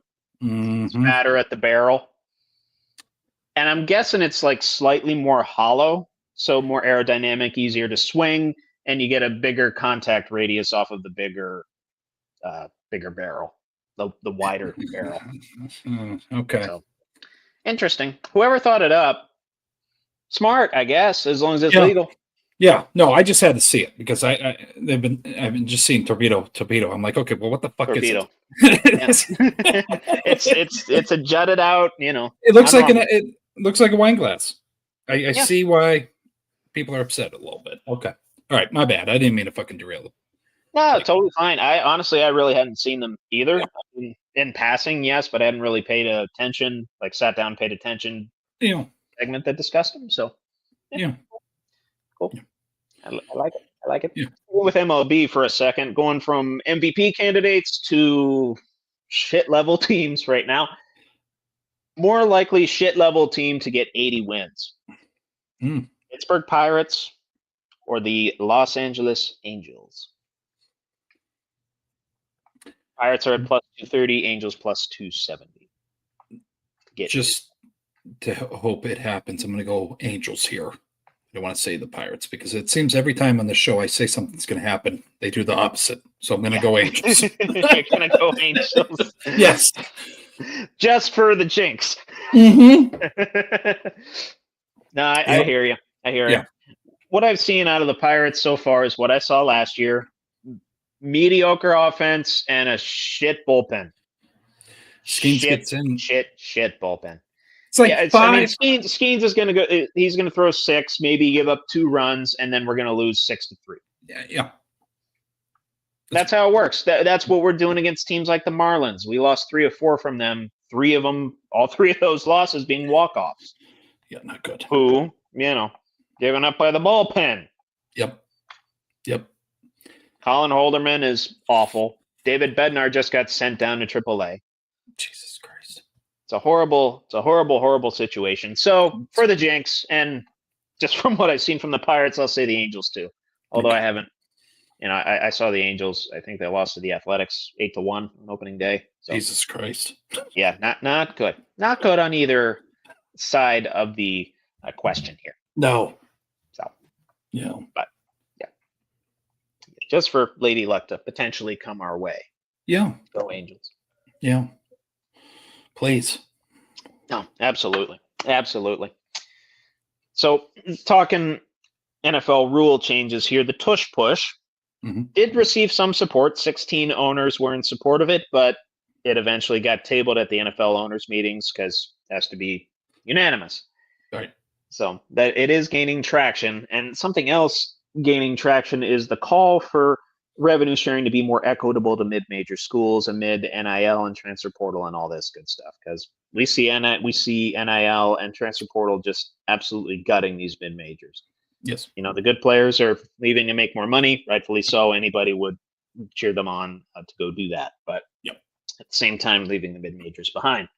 Yep. So more likely to happen first, the tush push gets banned, or revenue sharing in the NCAA becomes more equitable for mid-major schools. I'm going to go tush push. I was unfortunately thinking that as well. Reason is the floodgates are open. We're not. You got a fucking mess here. There's no putting Pandora back in her box. No. And what I'll say this, and to the Bonnies, best player probably going to be leaving. Not a good day. Malvin Council, good luck to you. I get. Listen, you got an opportunity, and there's some of these kids that come from wherever, Trevor, not the best upbringings, what have you. Why wouldn't you fucking take that opportunity? But a lot of it's life-changing money. The doors, I think that happened. I think it was official that he was going to look at other schools. I'm like, God damn it. Shit. Yeah. But that's why I think it's not going to happen. It's too far gone. It's just past the point of no return, unfortunately. That's kind of the way it seems, because they literally just opened up the floodgates and did not have any structure or any rigidity around what they were doing. Yeah. So yeah. Fair point. And it's not just basketball; it's football. It's fucking every sport. Tennis is even somehow it's lacrosse. Yeah, lacrosse. Yeah. Fucking water polo. That shit's happening. Yeah. I don't know when the lacrosse season is, but if it's during baseball season, I'm going to watch that instead of the Pirates. It's right now. Yeah. Is it right now? Okay. It's in season. Yeah. Mm-hmm. Okay, good. Yeah, good. I'm going to start watching some lacrosse because I'd rather watch that than the Pirates. Right. I just got to find the ESPN U's and ESPN Newses of the world that'll broadcast it. Yeah. Sticking with football, going to the NFL ranks, more likely to repeat next year for their respective award. Saquon for Offensive Player of the Year or Josh Allen for MVP? Saquon plus 700 for OPOY. Josh Allen for MVP plus 550. Probably have to go with Josh. Think Joshy? Mm-hmm. I think it's just too Why do you hard. say that? He's a whole fucking team. That's true. Unless I can't say it because I'll get fucking ridiculed. Unless he gets injured. He won't. I don't see it happening. Yes. Saquon. The amount of hits he takes, he hasn't gotten injured yet. I don't think. I don't know how. Some of those, I mean, they got his legs in the air, his head still mid-level. How the fuck I was going to say, get... whoever his strength and conditioning soft tissue guy is deserves a raise. I don't know how he's walking upstairs the next day, but Saquon, I think it's just hard. It's not him. It's just, I think a running back repeating. I don't know. That's true. Yeah, I mean, you kind of got a target on your back now too. Oh. Like we got to shut this guy down. Mm-hmm. And not that he didn't have a target on his back before. We knew he was all world. It was, now he's got some hardware to prove it. Yep, that's and a Super Bowl ring. So, yep, well deserving. Yes. Oh, amen to that, my friend. Yeah. Yeah. Yeah, I'll say Allen as well. Makes sense. Makes sense. Easier for a quarterback to repeat a quarterback's award than it is a running back to repeat a running back / wide receivers award. Yeah. So, yeah, makes sense. Yeah. Switching over to the wrestling portion of our segments here. More likely to be hit at WrestleMania. More likely finishing move to be hit. Kevin Owens' pile driver or Randy Orton's punt? I'm going to say punt because there was a build up there.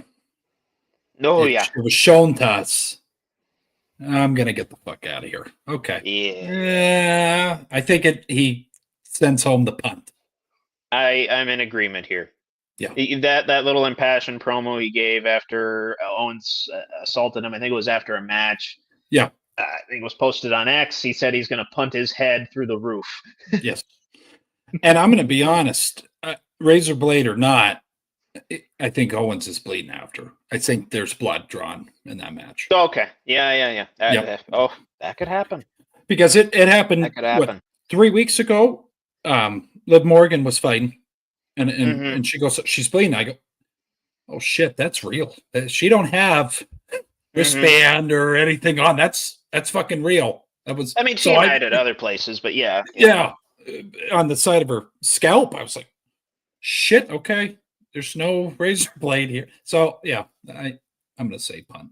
I want to say it happened. Yeah. Fuck all with this. Same here. Yeah, we're seeing 2009 Randy Orton reincarnated right now. He's hearing the voices, buddy. Ooh, yes. When he said that in the speech, I go, it took me back to 2008. I go, same. Okay, shit. It's like I never left. This is my childhood again. Cena's wrestling at WrestleMania. Orton's hearing the voices, and he's gonna punch people's heads through the roof. Yep. This is 2008, 2009. Beautiful. Yes. It is beautiful. No, good question. That was good. Fuck. Yeah. Yeah. I mean, yeah.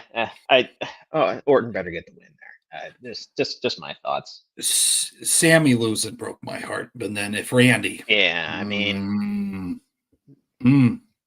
I don't like to give Owens another loss at a WrestleMania, but I've already had enough trauma with Cena fucking going heel. I mean, that would probably tear your heart out. Yeah, that wouldn't be good. Jesus Christ. Fuck. No. Good shit. Yeah. Anyway, we're going to continue with our wrestling portion of the show with yeet or no yeet. Oh, hell yeah. Yep. So if you want to cue that up, please, and yes, gracias. Or should I say, grazie. Grazie.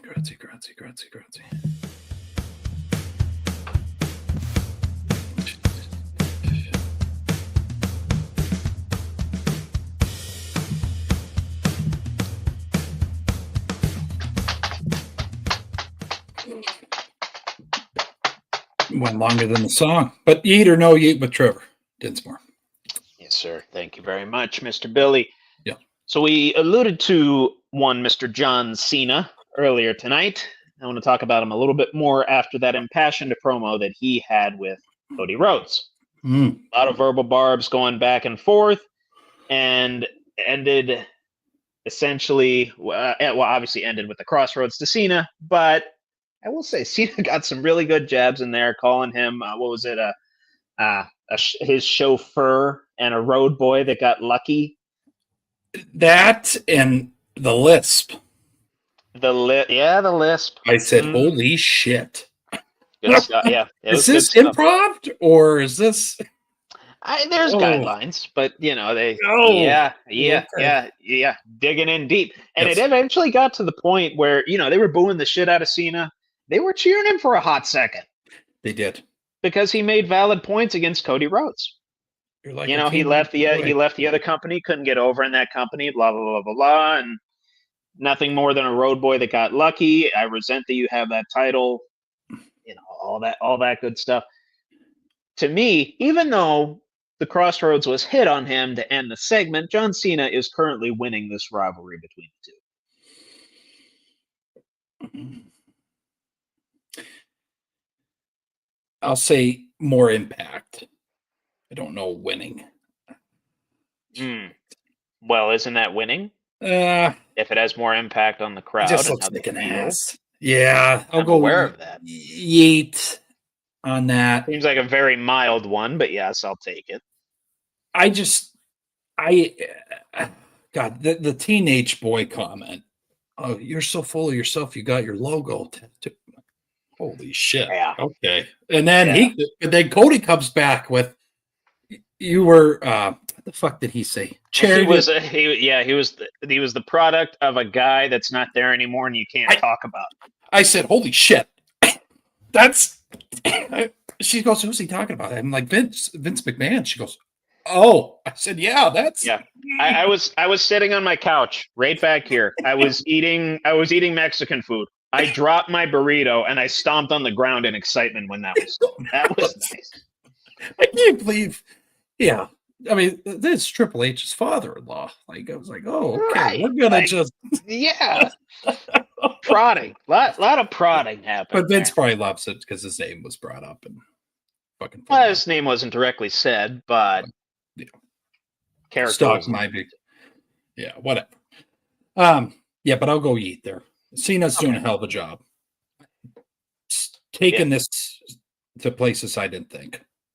Same here. I mean, we knew he was good on the mic. And I don't know what your opinion is on this. One point of this rivalry and of heel Cena that I wanted to discuss with you. Yes. Didn't change his look. Didn't change his theme song. Only changed his demeanor walking to the ring. And obviously the words that he's saying to the crowd.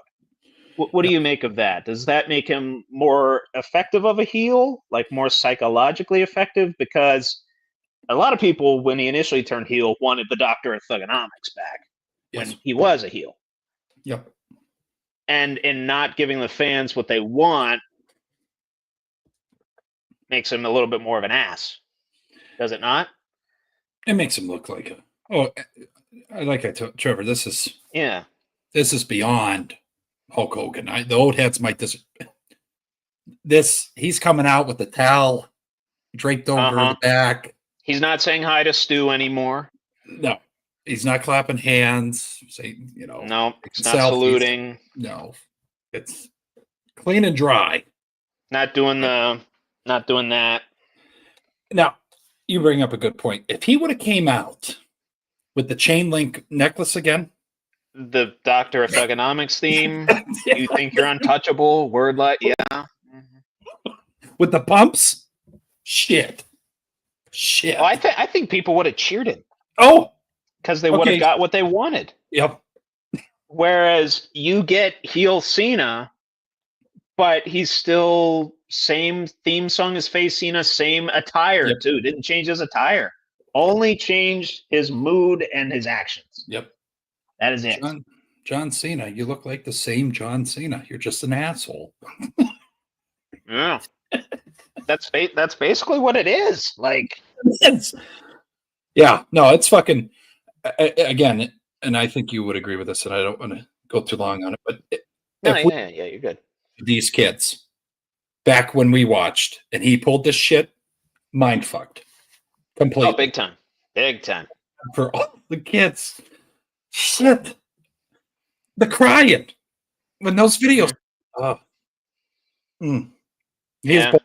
He has balls.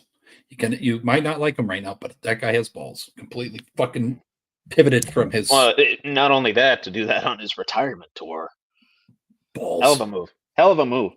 It'll go down in history. Yeah. Mm-hmm. Amen to that. What do you think, though?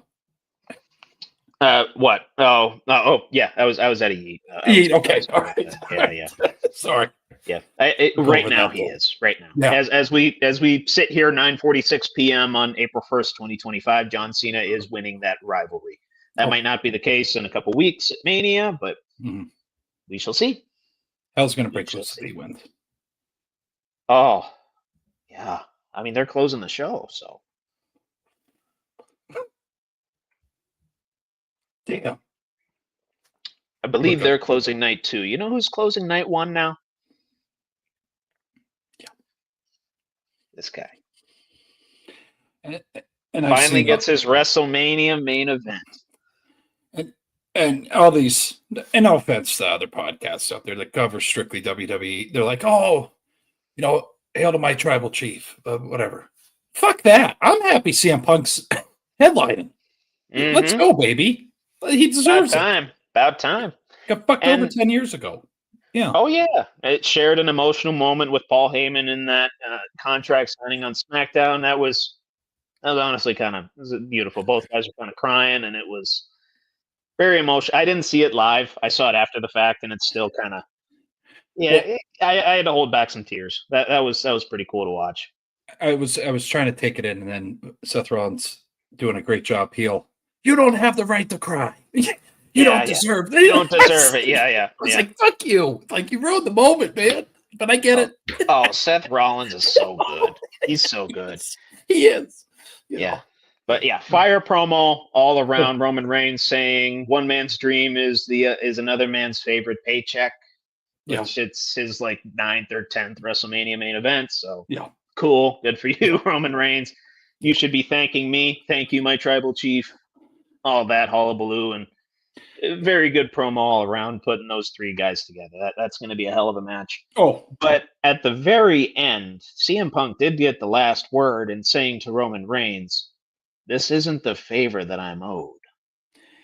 Then they cut. And then. So here's. Oh, go ahead, real quick, and then for the viewers, you're watching live. I'm looking at the clock. I say, it's 11. They better not fucking cut before, and then CM Punk says that, and then they cut. I go, you motherfuckers. You motherfuckers. Like, yeah. So that was good. Yeah. The favor that Paul Heyman owes Punk entails Heyman switching allegiances off of Roman Reigns. Yeet or no yeet? I'm going to go yeet. I'm with that as well. Yeah. That's the way it seems. It's the way it seems. That's the only thing I can think of right now that it would be. I don't know what else it would be. CM Punk and Paul Heyman if they join forces. I mean, we saw they had one of the longest title runs in recent history from 2012 to 2013. Yeah. Be good. I'd enjoy that. It'd be interesting. It's gonna get fucking interesting, buddy. No, I like it. It's cinema, my friend. It's cinema. It's always good stuff. Moving on from wrestling, unfortunately, that's the last of the. I believe that's the last of the wrestling that I had tonight. That's all right. Yeah. Actually, you know what? I'm gonna do an impromptu on a scale of 1 to 10, and then I'm gonna actually. We'll touch on it when we get there. I do want to talk about another NFL rule change, though. Yep. And I want to put the NFL on my Buckle Up with the Boys Yeet list. Oh, okay. And it's not for the eat or no eat topic that we're going to be discussing here in a moment, but they did acquiesce to the new overtime rules in which both teams now get a possession regardless if the first team scores a touchdown. So, NFL, you get on my eat list. Appreciate that. Yep. There you go. Good stuff. But another rule change that got through was the touchback. Touchback's being moved to the 35 now, which might rub some people the wrong way. I think it's a good thing. Let me tell you why. Mm-hmm. With the NFL moving it even 5 yards further out, teams are now less incentivized to just kick it through the end zone like they were when it was at the 20, the 25, and the 30 even. Mm-hmm. Now it's at the 35. Like, you get 15 to 20 yards, you're already in field goal range with a lot of these kickers. You know, you get Correct. a couple first downs, boom, you're there. The NFL moving the touchback line to the 35 is going to revitalize the kick return game. I'm going to go yeet. And I'm going to say so? An advocate on that was Bill Cowher. Yeah. Mm-hmm. Very unhappy. Oh, yeah. With this bullshit. So I appreciate that. I appreciate them making that rule change because it was boring as shit. No, I mean, it was a formality. Yeah. Foregone conclusion. Whoever, others, McPherson, all the other good kickers. Not Tucker, because you know what's going on with Mr. Tucker. So, but likes his happy endings. Yes. But no, I say eat. I appreciate them recognizing, hey, we fucked up. Let's try to improve on it. Yep. Oh, good. Good. Yep. Yeah. No, I'm with you too. I'm hoping that I'm hoping that it creates more spots for guys too, like practice squad guys that maybe aren't necessarily well developed at the receiver spot yet, or maybe even at the cornerback spot. Throw them in the kick return, see if they're able to make some plays, see if they're able to get noticed and get a payday. Yeah. I think it's a great idea. I like it. I like it a lot. Yep. Sticking with the NFL here, one rule change that was not approved was a Detroit Lions proposal in which the subject of a defensive hold would not, the team would not be subject to an automatic first down. It would just be subject to the 5 yards and done. Right. Detroit's proposal to remove the automatic first down was the right call, but this is not the right time for that to happen for the NFL yet. With them still trying to get scoring up and make it a more entertaining game and blah, blah, blah, blah, blah. I'd say yeet. It'll happen. Not now. Yeah, I'm hoping that that's a recurring item because I know the tush push is going to be a recurring item. I hope it is. Yeah. I know that Detroit one got talked about quite a bit. So hey, we're sick of guys. We're sick of guys' brains turning into gelatin. Oh, but we're going to leave most head first contact fucking play out there. Yeah. Okay. Oh, it's all right. And anyway, I was at a yeet for that. Okay. I'm kind of yeets all across the board here. Yep. Have you been keeping track of the Houston Rockets at all? No. I believe they're second in the West, my friend. No shit. They got young talent. I know that. I don't think I've caught their games. They're second in the West. Obviously, 14 and a half games back of the Thunder. They're not really catching them. But to me, they're, with the talent that they have, starting and playing a lot of minutes, guys like Dylan Brooks, Fred VanVleet, Steven Adams.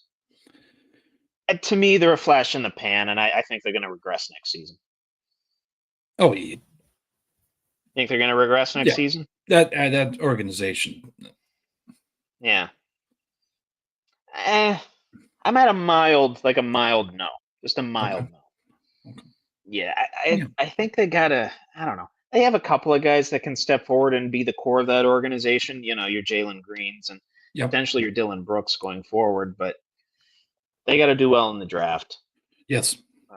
They got to do well in free agency making moves. I don't know who their GM is, but they're going to have to acquire some younger talent, maybe get those guys. And longer-term contracts rather than a bunch of rentals. That usually doesn't pan out very well season over season. So, No. And how much I trust Rockets management to do that. Daryl Morey's no longer there, so I don't know. Yeah. Fucking idiot. He's on my team now, which is, idiot for the Rockets, not for the. Well, he's an idiot for us too. He is. Let's not make this about Daryl Morey. I got another segment to get through. Yeah, no. I'll just say I think he's dealing with bigger names. Yeah. Over there. Yeah. Leave it. That's fair. Yeah. That's fair. Yeah. So, but that's it. All I got for yeet or no yeet this week. We're going to move on a scale of 1 to 10. Are they fucked? Good old Nicolas Cage. Yeah. Yeah. I gotta make sure something here.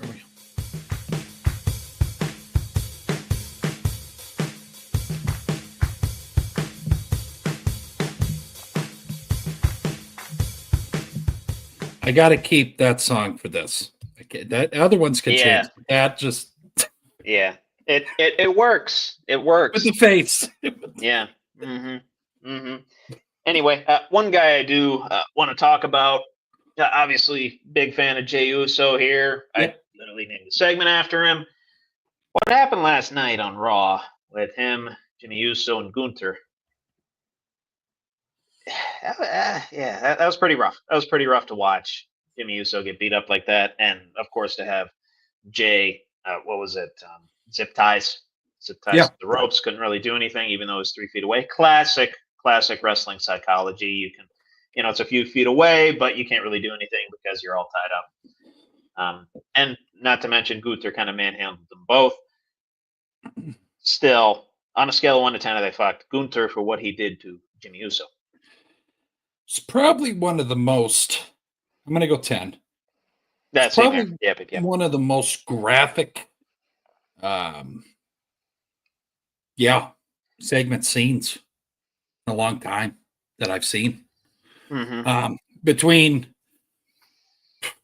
ECW days, it's a little mild, but in today's wrestling though, graphic. That was gruesome. That was relatively gruesome. I mean, he got a hell of a cut.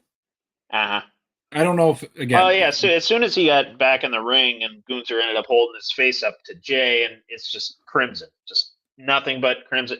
And the imagery of Gunther, he was just like rubbing the blood all over himself, and that was some like serial killer shit right there. That's where it went a little. Yeah, went that place. That was a little nutty. And I will say too, I love Michael Cole. Not my GOAT. Jim Ross is my GOAT, but Michael Cole, how he described Gunther and the hypocrisy, like, like this is supposed to be a gentleman's sport, and what about the honor of being in the ring and participating in a sport? That there was no honor in that. No. Something along those lines. He said, painted a pretty good picture of how he feels and how a lot of fans feel about what Gunther did. And Pat McAfee's face kind of gave you a clear depiction of what the fuck's going on there. He's baffled. And then he's like, hey, you should be quiet. He's walking right over. Or who's the guy to the left? Wade Barrett. He's like, hey, I would be quiet. He's walking back. And Michael Cole, I don't care. I'm saying what I need to say. I'm like, okay. And Michael Cole's up in arms about it. Wade Barrett, former bare knuckle boxing champion over in England, is saying, quiet down. Yeah. Pretty good. Yeah. Pretty good. Yeah, that's a 10. Yeah. And just for that. Oh. Yeah. Yep. I always forget. Yeah. I think that's a no-brainer. I don't know how he's not on here yet for all the shit that he's done over the past several weeks. But Gunther. Yeah. You are now on the Buckle Up with the Boys shit list.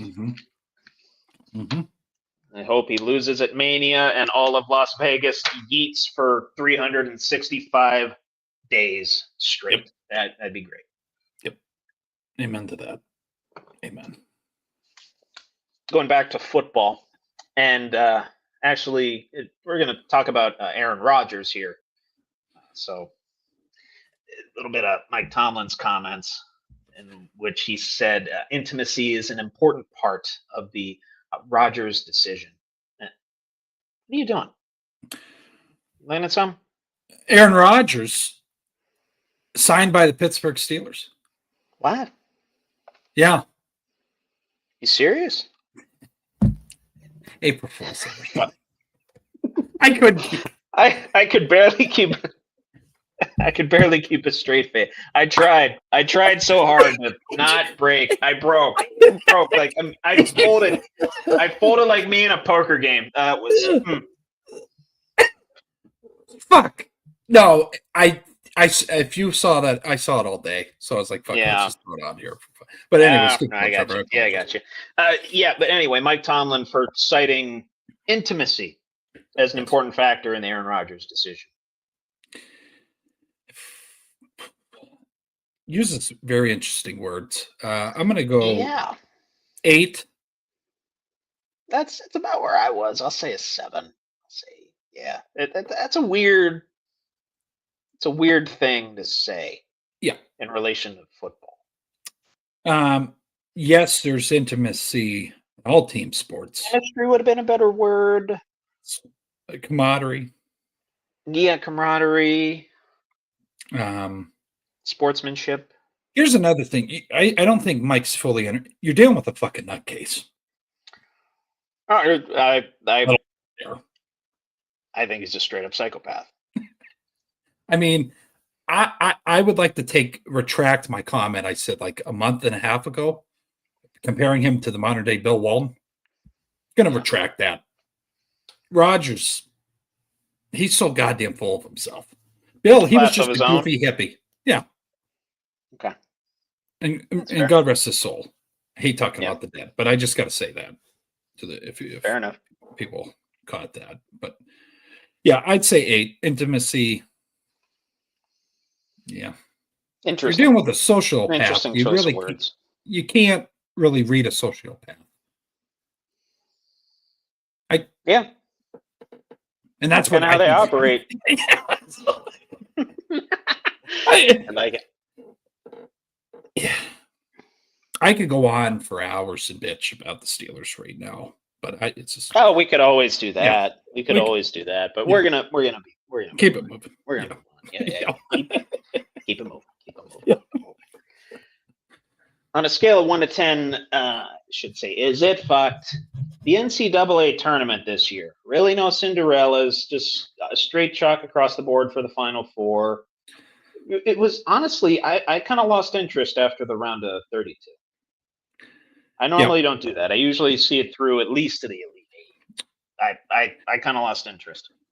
I think we bet, 2 weeks ago? We were doing that together. Mm-hmm. All of us. The PlayStation party, shout out to the boys. But we, I lost interest after that weekend. Yeah. And then Arkansas went down, and I said, fuck this. I stopped watching games. I watched that game, and then I was done. Haven't watched the game since. Interesting. Yeah. No, I watched that, what game was it? Texas Tech? The one where they almost lost. They had to go into overtime. And that was that Arkansas game. That's right. Yeah. Tennessee lost. Florida had to make a comeback in order to win. I forget who they had to beat to do that, but I'm finding a new team next year besides what? The Bonnies. I'm not rooting for the Tennessee Volunteers anymore. I wouldn't. They broke my heart. I wouldn't. For the last fucking time. UConn's a good one. I mean, any SEC school. You like the SEC. Yep. ACC's not really where it's at for basketball. At least it wasn't this year. Other than Duke. Obviously, Duke's still hanging around. And our champion's still in there. Florida's still in there. Correct. They're in the Final Four facing Auburn. Nice little SEC contest there. Mm-hmm. And then Houston and Duke on the other side. But I don't know. Did you give me a number? 9. Say a 9? Yeah, 8.5. 8.5. A few surprises, but no Cinderellas. No 15 over 2s.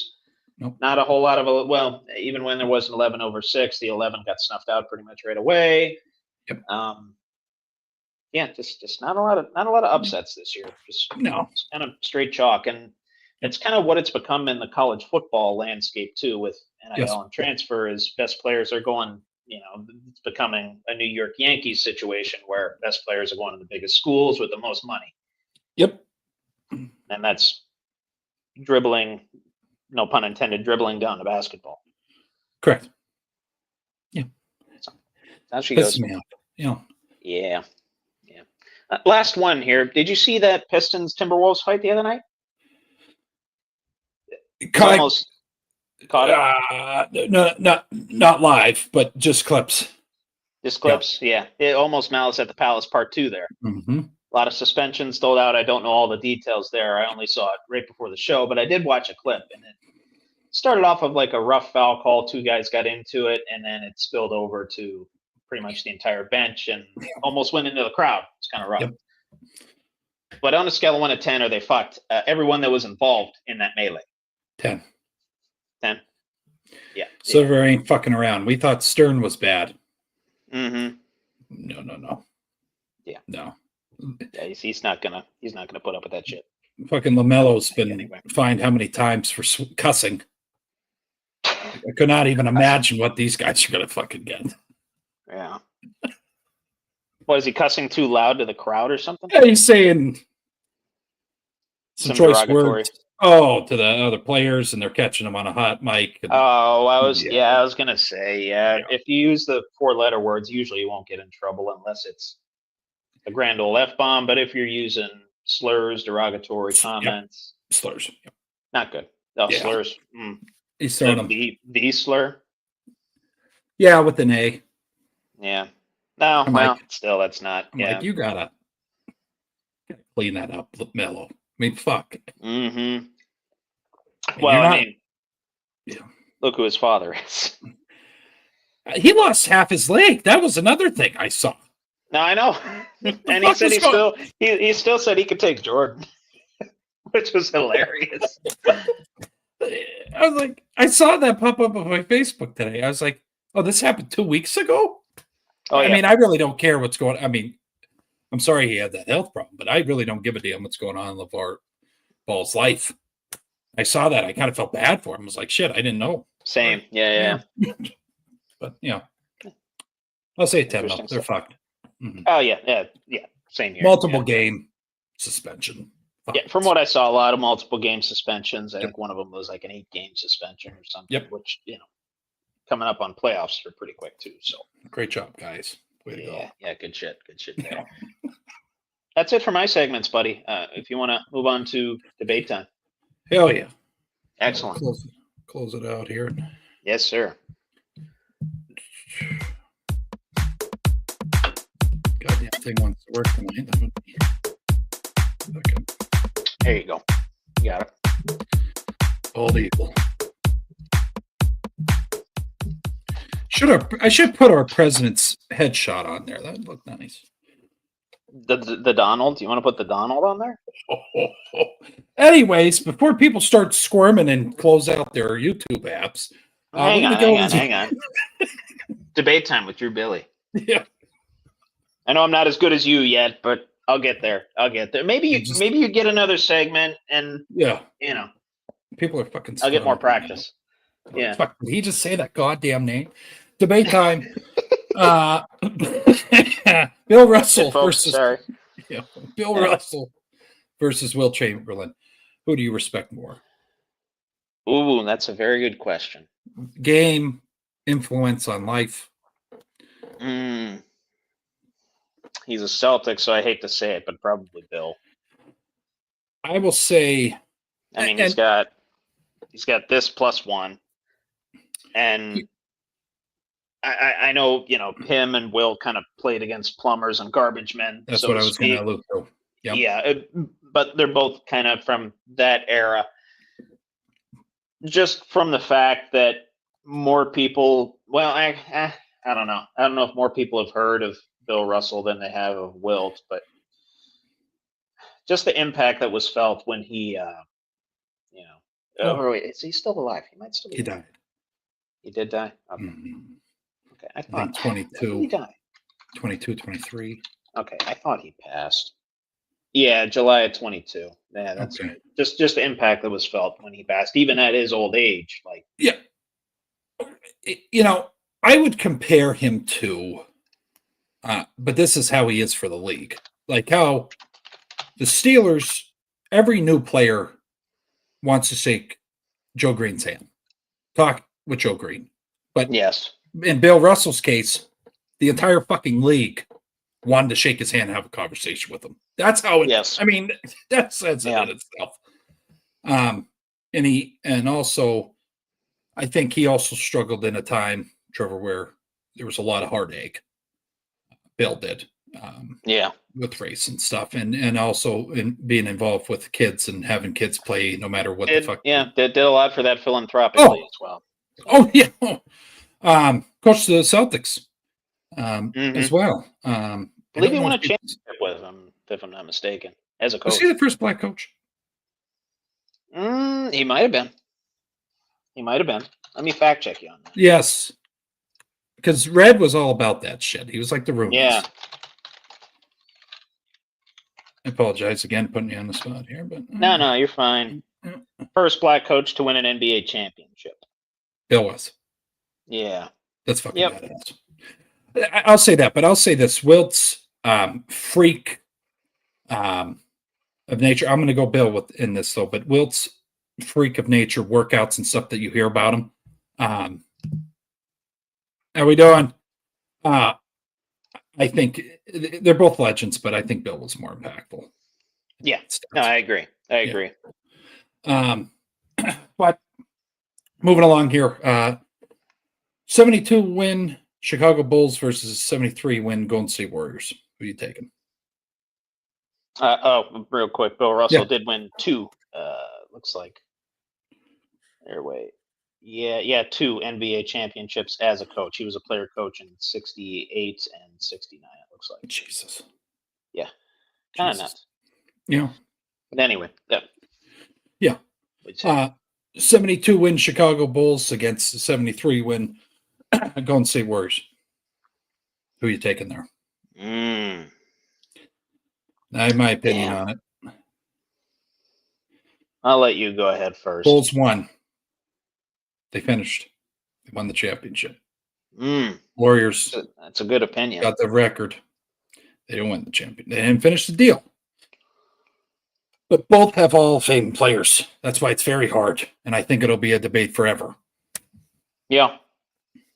I mean, it's tough to do these eras, like versus each other. Yeah.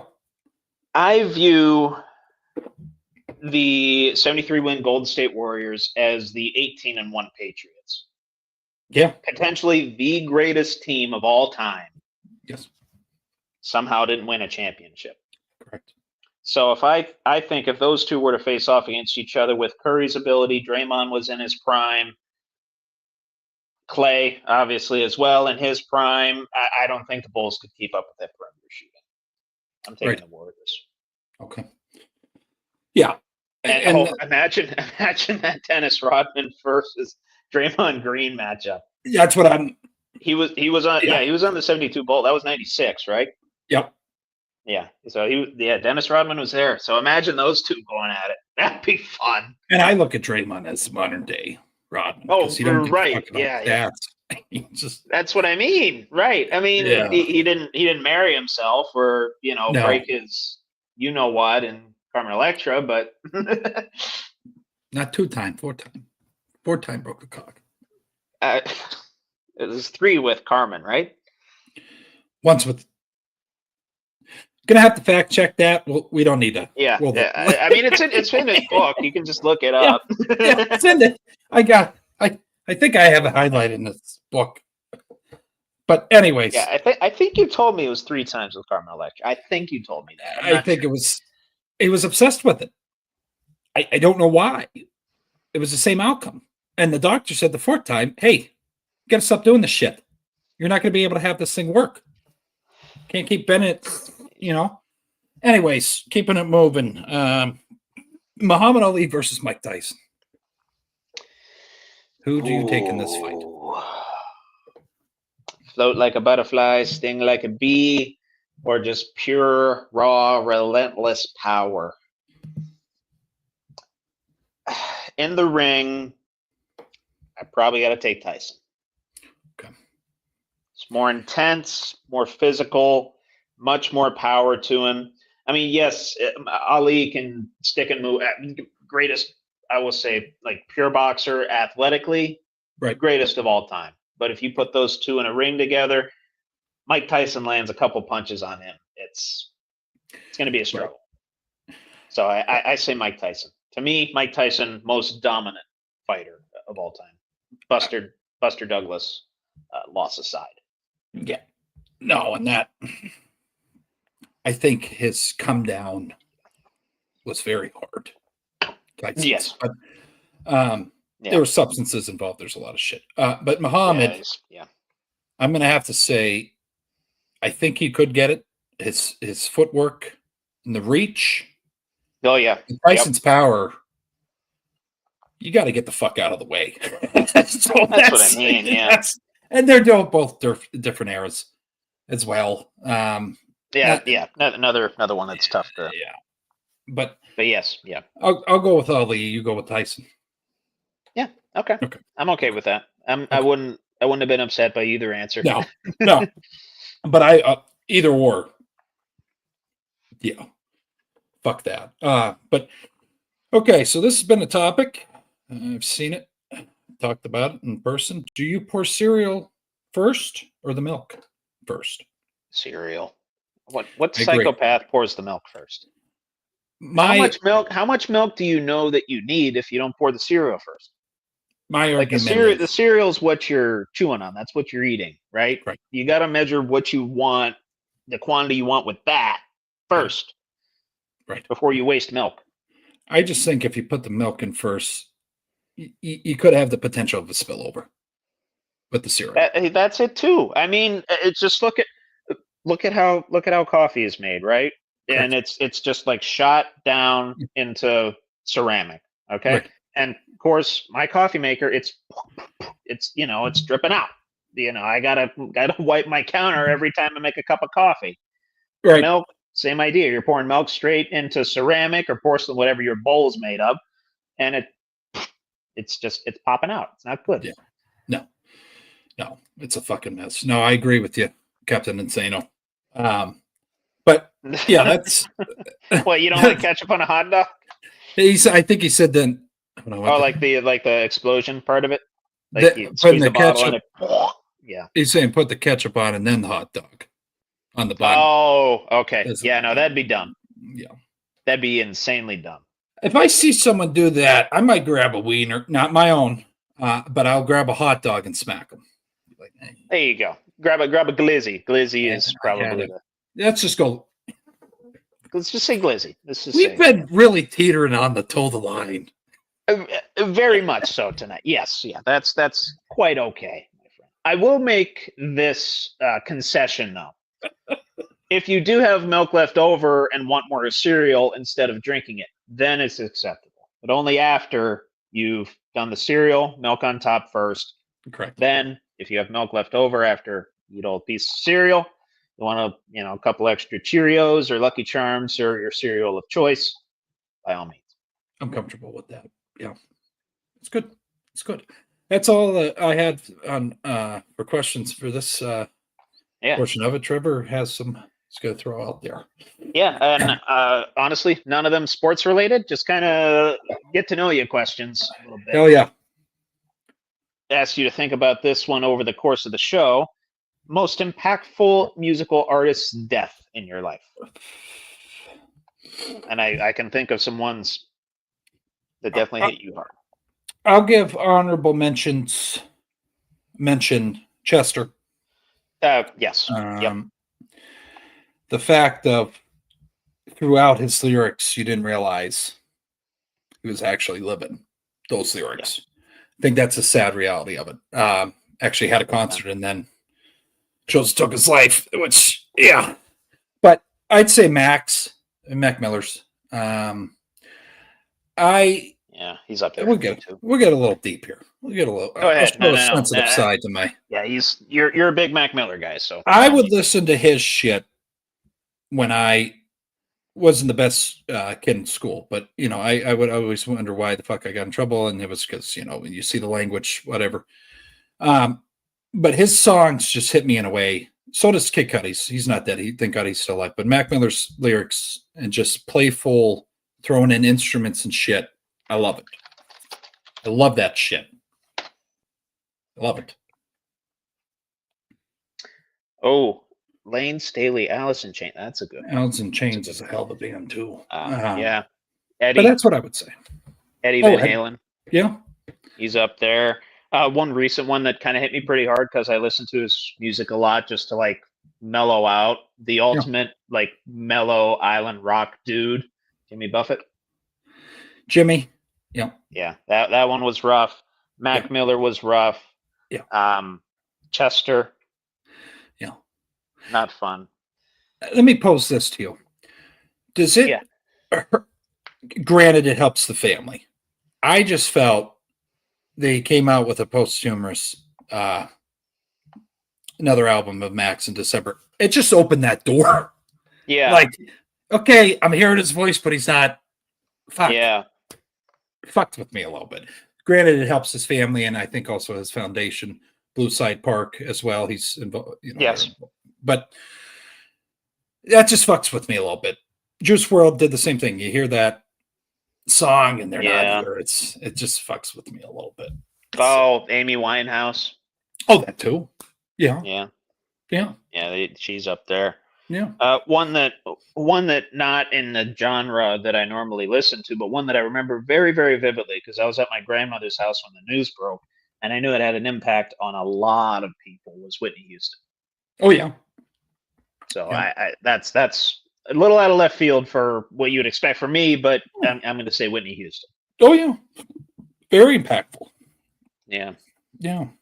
Yeah. Impacted those around me more so than it did me, but I kind of got, the transitive impact, if that makes sense. Yeah. Yeah. No, her national anthem, I think it was at the Olympics. Or no, not national anthem, Star Spangled Banner, when she sung that. I think it was the Super Bowl. Widely considered the best rendition of that song ever done. Beautiful. Beautiful. One of the most, a voice from God. That's not much of a stretch saying that. Mm-hmm. Yeah. But anyway, hopefully going to a more positive tune, no pun intended, with the music. And sticking with music, a lot of people saying that the 2000s is like our 80s, like me and you. Like that's when we were like super young. That's what we listened to. And then that's what we listened to kind of in the 2010s was 2000s rock and roll. Yep. And then, of course, the 80s rock era, long remembered and long revered as possibly the greatest era of rock of all time. So I'll just pose the question to you. In your opinion, better 80s rock era, the actual 80s or our 2000s? 80s. That was a quick answer. All day. Wow. Okay. Give me Boston. Yeah. Motley. Give me fucking Kiss was still hanging around. Yeah, actually, no, they were hot then. Queen. Yep. Def Lab. You said Ozzy, right? Black Sabbath. Black Sabbath. That's, yeah. Tom. I mean, you got Petty. Phil Collins. So you're a big Phil Collins guy. I like Phil. Jet. Yeah. Stevie Nicks. One that's going to be I love Judas Priest. Oh, yeah. Yeah. Some people look at you. Breaking the law. Well, they get all fucking weird about the leather on stage. And, yeah. I love his voice. I like the band. Like, watch them live. Fair enough. Yeah. Bass and lead guitars when they're fucking rocking. Oh. Yeah. How could I forget Metallica? Was Metallica. Active, yeah. Yeah. No, I fuck with that shit. 80s all day. Fair enough. Yep. Fair enough. I'll pose like an argument for the 2000s. Obviously post like new metal era when we're talking like your Linkin Parks. Yeah. Essentially, right? Yeah. Your Alice's in Chains. Yep. I'm trying to think. Amy Winehouse. your late era Nirvanas. Yep. Those types of bands. Foo Fighters. All kinds of Foo Fighters. What's the Fallout Boy? Fallout Boy. Yep. Fallout Boy is excellent. Blink 182. I guess you could throw in there. Oh, Jimmy Eat World. Jimmy Eat World. The Oh, Killers. badass. Yeah. Yeah. I saw a meme the other day about the writing of the Killers' hit song, Mr. Brightside. Drew a blank on the name for a second. Great song. we're gonna write a song, and it's literally just about breaking up with a chick and seeking revenge. But it's kind of upbeat and very good lyrically and stylistically. Okay, cool. Jealousy, and all of a sudden it's like the anthem of a generation. Speaking of the anthem, Good Charlotte. Good shit. Yep. Yeah, excellent stuff. Plain White Tees, not too bad either. Yep. So a lot of good artists came out of the 2000s, but yeah, it's 80s is king still. I don't think too many folks that know both eras would argue with that. Hell of a time. I wish I was around. I was around during that day. Yeah. And don't forget, Def Leppard was around there. Yes. Shout out Dean, my dad's favorite band. Hell yeah.